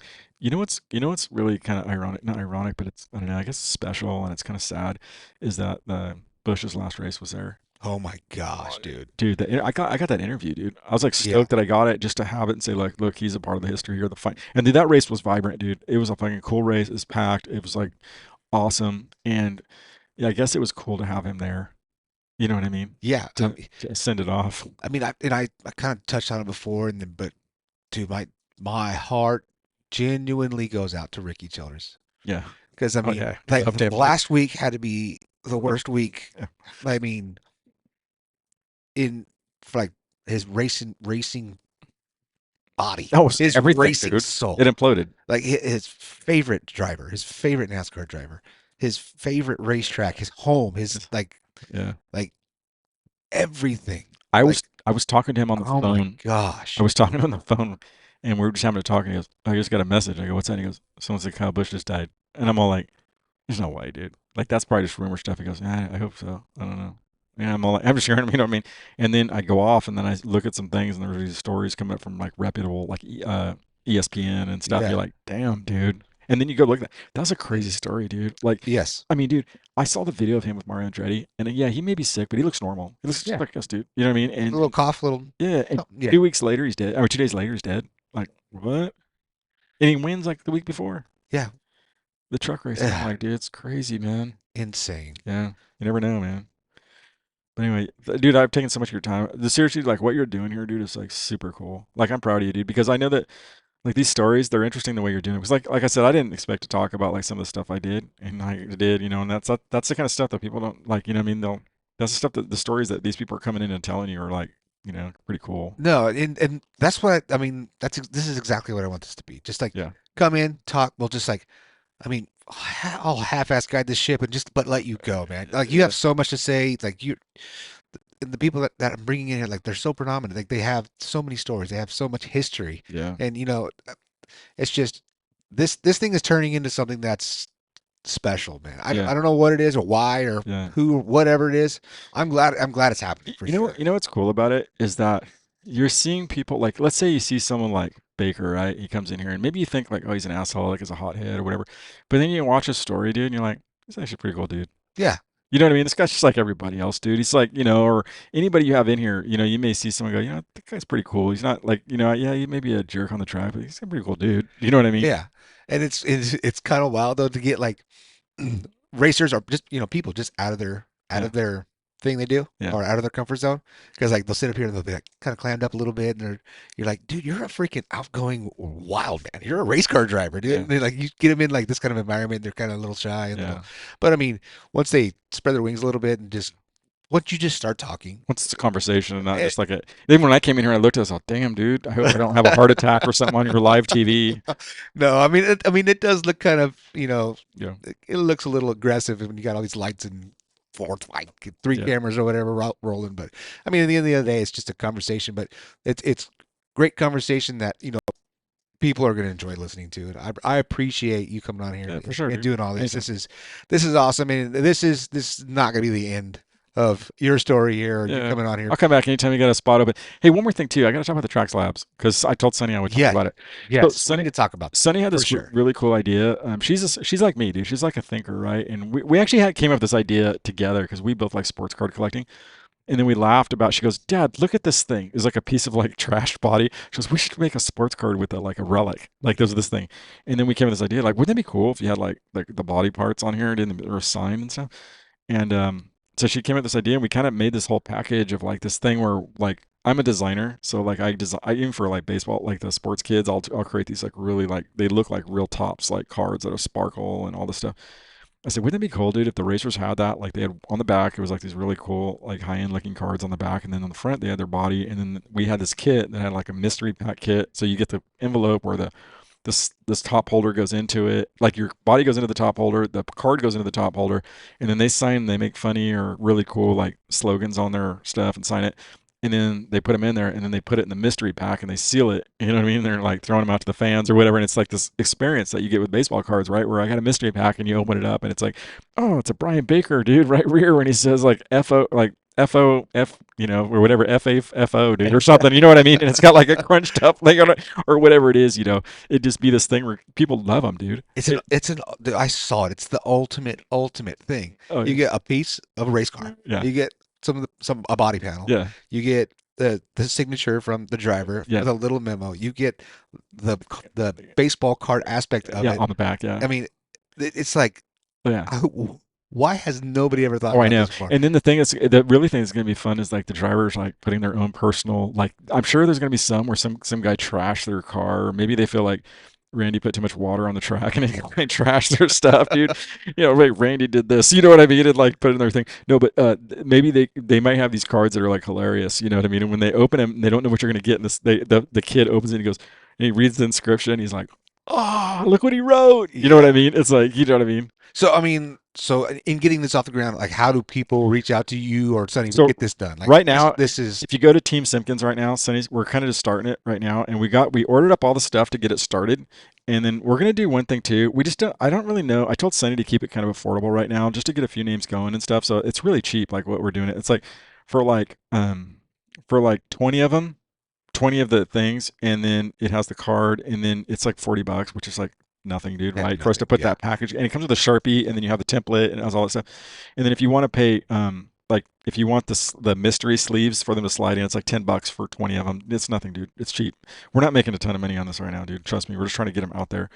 And then I think like Chad Weber said he wants to get him Sunny, but he wants us or he wants her to cut all the pieces. So like when he gets he'll have 20 of them with his body pieces cut. So he just has to sign them and put whatever on them. Yeah. And so like I don't know, we have to figure out the pricing on that, but we're gonna probably offer Because you have to that too. shear But to everything. shear everything, that gets a Yeah. little bit labor. But I told her, I said, you just got to make sure that you're not just doing this thing where you're losing money and you're spending all this time Yeah. shearing all these panels. You know what I mean? So we're gonna try to make it affordable, to be honest with you, to get it started. And we're still not trying to make like a ton of money on it, but we just think it's such a great idea and the kids will love them. And I just think like, dude, I can imagine like as a kid getting this thing where like here's someone's like Yeah. body, dude, and they got pissed off and they wrote something on it. Like, dude, so and so did this, dude. Yeah. Thank you, so and so. And then you know what I mean, and Yeah. sign it. It'd be just classic, dude. I mean, and then I mean, I know we're still rolling, and we're still talking, but I mean, I want to get into like how you think and feel about Santa Maria 2026. I mean, Yeah, I mean, I did the last few races, when our schedule at Bakersfield was done, and Chad hit me up. He's like, whenever you get a chance, I'd love for you to come over and check it out, and maybe call a race or two. And yeah, I was like, yeah, sure, whatever. all right, Because Chad Weber and my Uncle Skinny are yeah. bros, Oh yeah, yeah, totally. and that's kind of how I got, you know, I don't know if say foot in the door, but that's how it kind of came about, the relationship. And then went out there and like the first race, I was like, oh man, this place is nice. It's pretty cool. And then I was like, man, the fans here are different. It's different thing than Bakersfield. And then went to the next race, and I was like, man, I enjoy this. I Yeah, really, really awesome. enjoy this. And then, you know, Chad and I got to talking, and I was like, if because Scott Schweitzer's my boy. That's my boy. That's Hmm. my guy. He's the one that gave me everything for big car announcing. And I told Chad at the end of last year, I was like, if something happens where I'm not able to do Bakersfield Speedway, I will come to Santa Maria. Yeah, And then just the stuff that happened with the filming stuff, me wanting to do this and whatever, you know, it just happened where I was able to go to Santa Maria, and it's been amazing. dude. You know what I called up John Piker the other day, and I said, "Who's the DJ over at Bakersfield?" He goes, "Oh, I'm not sure." Dude, the vibe that you have created with the music, like, is awesome, dude. Like when I was walking there, it felt like the ambience of the music feels like something at like Farmers Market in San Luis Obispo. It doesn't like you're not just playing like AC/DC or you know what I mean? It's kind of like I don't know what the name of the music is, but it's more like contemporary. It's something that you would not think that racers would like, but dude, it sets the vibe that's so relaxing and so cool that it's like, dude, this vibe is like, oh my gosh, dude, this is like such an awesome vibe you've created. And I know that like the music selection and stuff, I know that you're having some control on, and like just everything about it, it's like I was there and I'm looking over in the fire pit, the fan zone, and I'm like, dude, these ain't even race fans, dude. No. These people are here for the vibe, Yep. straight up, dude. And the food and the vibe. They're sitting around there. Their kids are running around. They're sitting around the fire. Dude, they're there for the fan zone, dude. I'm like, what an amazing thing. And I try to get, the thing is like, John Petrie is very competitive, dude. Like, he's friends with Pat Cusack, but I know John and I talked to him. I go, dude, maybe we should, like, I wonder if they'll let us help at Bakersfield Speedway, like, create a park You know what I mean? Motor Yeah. City Park, something. I think is, oh, let's do it. Let's put it out there. I don't know if that'll ever come up, but dude, you were doing an awesome job. The announcing's perfect. The thing where they throw all the stuff and the fans are just. Here's the one thing I noticed. Everybody's happy, dude. Yeah. Like, dude, the fans are happy. The food's good. It smells like like I said, it smells like slow farmers market. The food, like they got baked potatoes loaded. They've got all these tri-tip sandwiches. They got all this stuff. Everybody's happy. The drivers are happy. Dude, I saw Sonny and Ricky up there with you when they were throwing some stuff down. I was just looking at them, dude. And those guys are like so happy. Grinning ear to ear. Dude, Yeah. that's like memories that they're gonna have forever. Dude, they were so happy to connect with the fans. Yes. And it's just like, and then unfortunately, like right now, I think Bakersfield Speedway needs to fix what they got because that can, it's like, dude, I walked there like a couple weeks ago and I was like, dude, the back area was so drab and there was nothing to eat. And there was like one area and the best thing they had was like a Frito bowl. And I was like, dude, they gotta fix this, dude. And I think people are willing to help. Like I'm willing to help or try to do something, you know what I mean? But I think you just have to want it. You know what I mean? It's like Pat, the guy that owns is it Cusack, right? Cusack. Yeah. Yeah. He wants to be the best. Like he has pride of ownership, dude. Yeah. He has pride of ownership, dude. And for Bakersfield, I think Tim needs to have that. You know what I mean? Hudson over here, he needs to have that where I want this to be the best. And I know it's hard because there's financial reasons why it can't happen. Like there's, maybe limitations to what you can do or whatever. But they're going to have to find the solution of that for it to work. And they have to want it to work. You know what I mean? And personally, I think I've said this. The reason why that Santa Maria works, in my opinion, is there's a board and the board makes the decisions on stuff. So someone will have an idea, and then everybody's accountable. You said you were going to do this. Did you do it? And Bakersfield Speedway needs that. They need to have a board of people, and I'd probably be on it. And someone, if they've got it going, and they have, and they do, and if you say, look, I'm going to do this, then you need to follow through and make it happen. Yeah. And right now, unfortunately, it's all on Scott. And then, maybe there's a reason why, the communications are, for whatever reason, I don't know if it's from Tim or him or whatever, but anyway, I think that because there's no board there, like there's not this accountability, dude, Well, that's something that's never been done that I'm aware of. no, I don't think that's ever been done on a in track. on a track. Is Yeah. like of having somebody that's not a racer by trade or in the racing community kind of whatsoever. I think I honestly don't even know the history of why Pat wanted to buy the track. I Well, don't know. I I mean, have a theory, like, and my thing is, here's why it's the perfect storm for them is like, this is, I shouldn't say this to you, but so, um, Pat owns dealerships, right? And a dealership has marketing dollars from corporate, right? Now, I don't know what they have on there. I'm not going to say all, but that's one thing that Scott didn't have, right? Scott was an owner of Bakersfield Speedway when he was there, right? But he doesn't have marketing dollars coming in from, he'll have it coming in from Motor City, but not from corporate, right? So like, let's say that, and I don't know what their budget is, but let's say that like a dealership's, I don't even know what anybody's budget is, but I'm going to throw a number there. Let's say that a dealership has like $1 million marketing budget for the year, right? Well, dude, if you have, like if you own a track and you can, use some of that money, now all of a sudden you're not relying on ticket sales, right? You can actually rely on your marketing dollars, you know what I mean, to help you through the storms or help you make sure you get it for the night and maybe have some resources to put like fire pits in. And you actually have to use those marketing dollars every year, because they renew every year. Right, they're not like what happens once and it's gone. No, they keep coming every year, annually. Right, you put in, you allocate for it and it puts it in. Where like Bakersfield Speedway didn't have that. But they do have a Haddad sponsorship at Kern, right? And I don't know what they get, but that's not the same as like a auto dealer owning it and having full access to marketing dollars. It's not the same. You know what I mean? He's at the mercy of like, Haddad.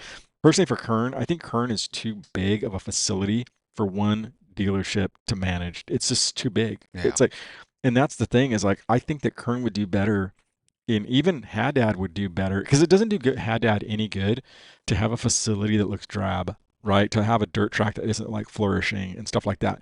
If that dirt track was revolutionary, right? And even if another dealership like Motor City was helping with it, and then they had that pavement track and they were the main sponsors of the facility, and maybe even have three-way out there doing something on the motocross track or something like that. All of a sudden, you created this really awesome park that you have like now you're a part of something awesome, yes. It's a lot easier to get behind something that's great. right? I mean, Yeah, then I mean, from any partner, any business partner, yeah, like if you're gonna get behind something, you want it to be great. yeah. So yeah, I it's the thing is, and it's like, dude, I asked John. Oh man, I hope he doesn't get mad on this, but I asked him hypothetically. I said, hey, let me ask you a question. If they would have gone to you at Bakersfield Speedway and offered you a like ownership into it, like a partnership ownership into it, where it was like Motor City Speedway. You know what I mean? Where you could allocate some serious like marketing dollars towards it. You know what I mean? And Right. for because you can do it, right? Because you have your marketing dollars at Motor City. Now, if it's Motor City Speedway, and all of a sudden you can have some marketing dollars to maybe, I go, do you think that you would have entertained that? And he said, yeah, I would have entertained it. I would have listened to it for sure. You know what I mean? And that's why like, I was like, damn, dude. Like I wish that that would at least been because John loves racing, especially with Pat running that track over there. I think John would have been really like, I'll do the Bakersfield side. You know what I mean? Or maybe at least entertain the idea. You know, Yeah. it's easy to armchair things now, Yeah. Yeah. but I know that I hope that at Kern, it's either that like how Dad can step up and help make that dirt track awesome. You know what I mean? And then if they can't, I hope that they're willing to like allow other companies to come in and like help them make that place great. Yeah. I mean, we don't want it to go away. No, dude, Nobody wants anything to no, go. I mean, I know everybody at Santa Maria does not want Bakersfield to go away because that's just if that goes away, there's just more cars that aren't around. right? I mean, that's more cars that just won't make that you know that trip three times Yeah. over And there. It's dude, just if it's you look at the car, here's the deal. Like Santa Maria, like if you look at the amount of we have the sport mods there, right? Dude, there's like 20. there was 21 cars Okay, last week. out of those 21, how many are Bakersfield cars? A lot. Would you say like I'd say like at least 70%, 60, Yeah, 70%? probably yeah. You know, I'm saying like who are the Santa Maria cars? Chad, you got the The Chad, the 43 Orion, car, the 43, 30, and the Fraser, yeah, Frazier, and then there 71 car, the wait, it Tascadero. wasn't there. Well, right. But so Yeah, you got you know what six, I eight mean? guys. Yeah, it's like Oath out. right Yeah, without. So I would say there's probably 5 or 6 guys there that night. You know, and there's other guys that weren't there, right? And then you look at Bakersfield, right? The Bakers weren't even there, right. right? And they brought how many cars? One, two, three, Spring three. four, three or Yeah. four, four if you count. Olds. Um, no, the Black 13. I mean, sorry, dude. I don't know why my brain farting right now. Oh, the X, Kobe Yeah, Ward. Kobe. Yeah, so they got 4 cars there, right? Well, dude, if you had 4 cars, they had a B main that night. Yeah. You know what I mean? And then you had Farrell showing back up. You know what I mean? You had a B main, dude. And so, but anyway, there's a lot of cars there, and that's why I hate this conflict coming up, dude, where they run on the same night. Because I don't know, like I have to, I don't know, I don't want to. I'm trying to support both tracks the best we can, but I have to support the home track, dude, because just because it's like, even if your house, even if you're, it's like having a family member, right? Even if it's dysfunctional, you have to go to their house for Christmas, dude. You know Yeah. what I mean? Even if you want to go to Yeah. your friend's house, you have to go by your family's Yeah. house, dude, because they're your family. You know what I mean? Yeah. And so I don't know how many guys are going to support. I hope they support. I don't know.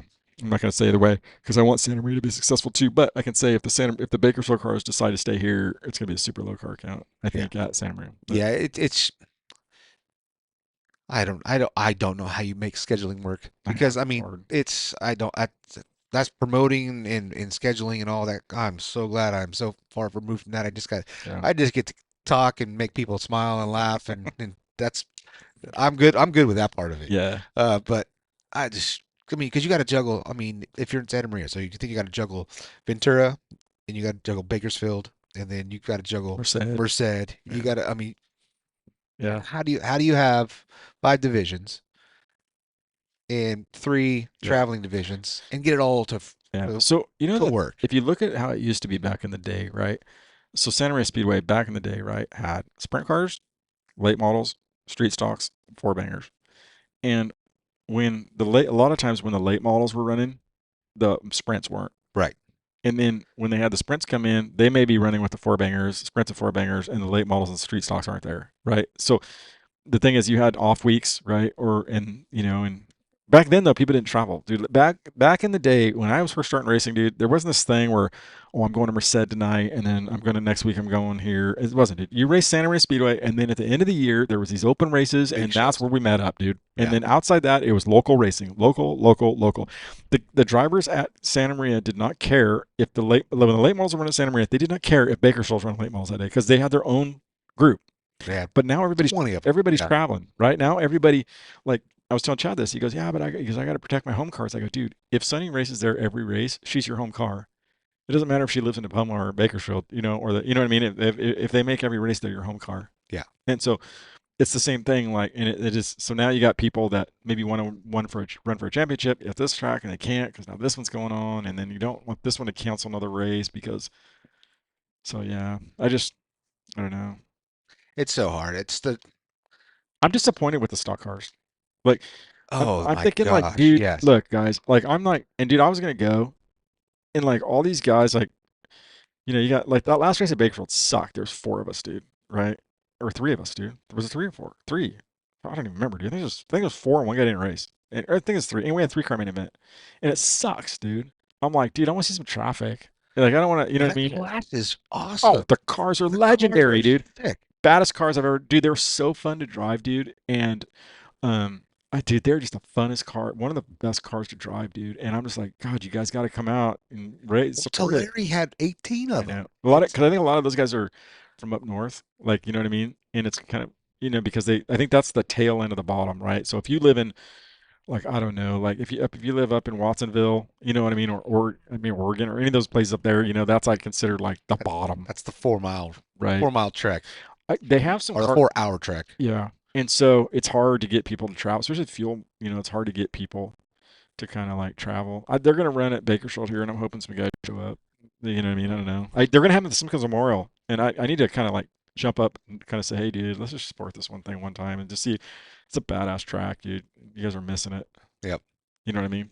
Yeah. It's like no ruts, dude. If you have a stock car, like honestly, dude, like because stock car, if you ever look at the highlight reels for stock cars, like Yeah, they flip it over, bike up and flip. Yeah. flip it over in the ruts. In fact, did you know that me and Sunny have an article coming out? No. Yeah, in Speedway Illustrated in July. We have a tech article for stock cars we worked on together. Nice. Yeah, it's cool. It's about rolling over because I almost did, dude. Like a lot of times, so I talk about it. But the thing that's nice about Santa Maria though is if you do have a stock car, you can go out there and it's smooth racing, dude. Like what I mean, you don't have to worry about flipping your car.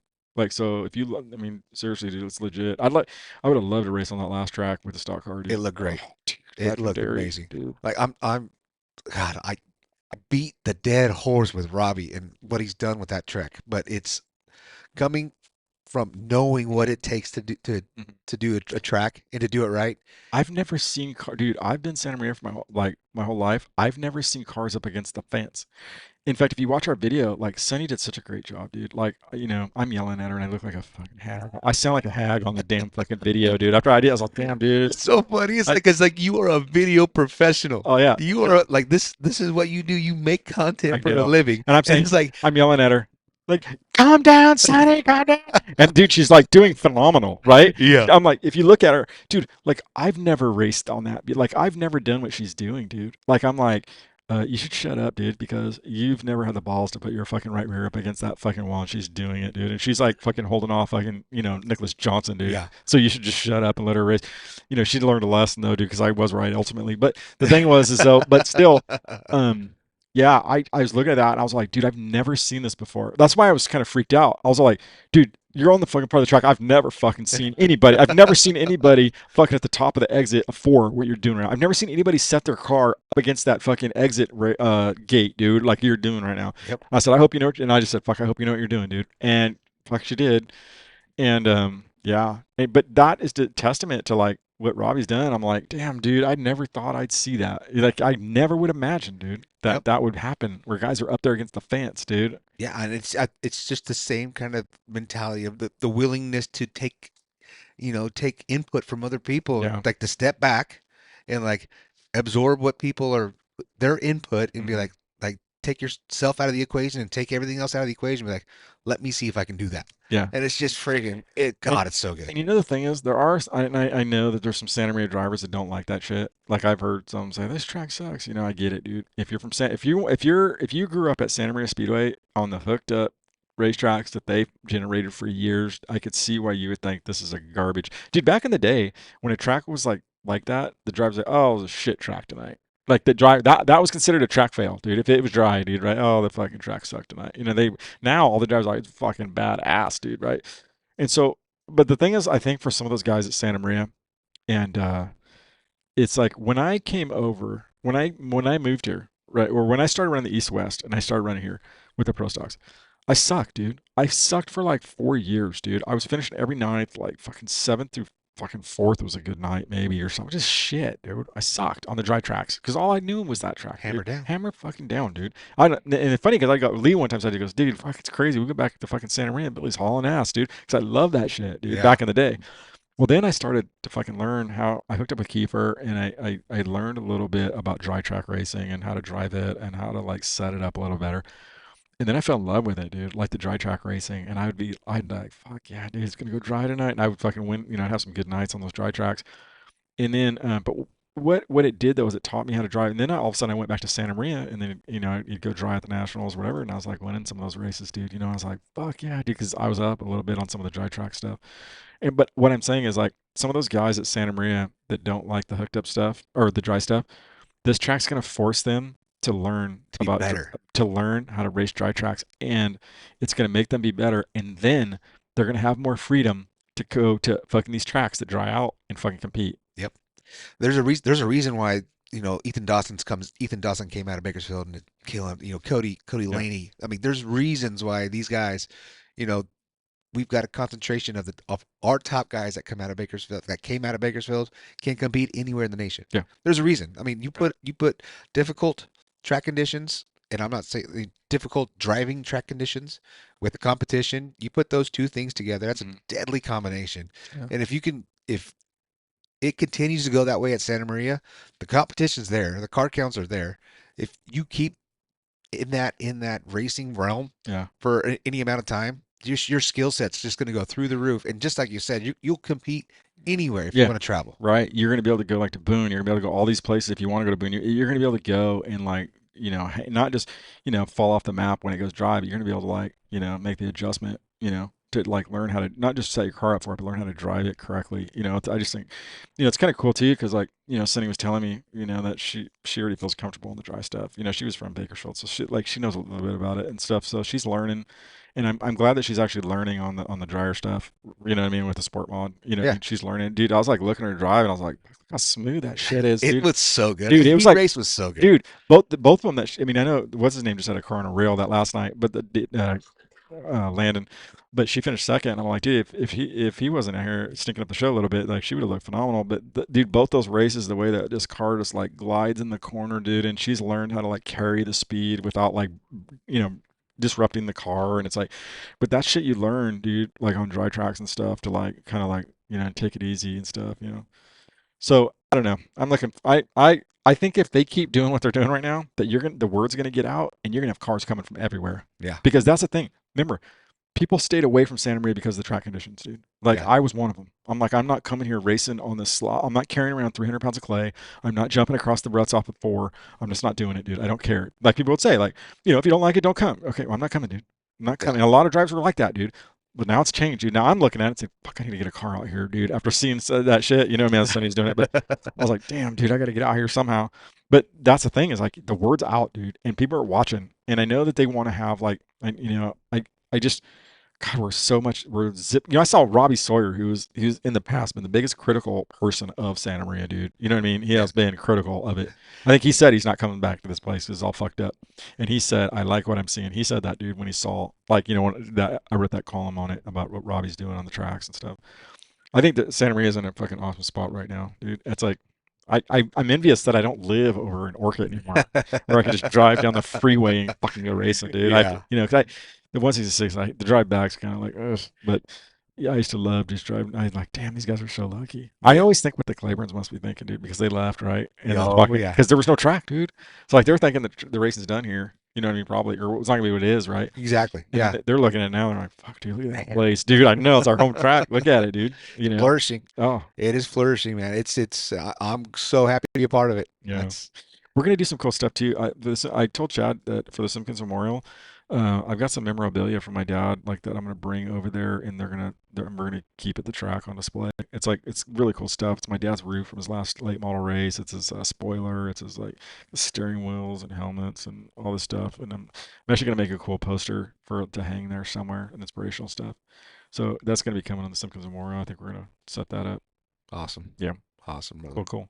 Well, dude, we've been at it for We break the record. 3 hours, brother. We broke it. Yeah. Dude, people shut this thing off after like fucking 20 minutes, but if they can watch it. But no, No. I'm just stoked that it's here, dude. Like, you know what I mean? I'm sure Sonny will like watching it, and yeah, it's cool. I'm glad you're here to do this. So, Yeah, brother. Thank you so much, yeah, dude. man. Like I said, So, we'll have you on. You have anything that comes on, you want to get it out to the Sunday when's our masses and first race? We'll be back. that, baby. How about Yeah. that? Is that cool? Or maybe for the Simpkins tomorrow, we'll be back.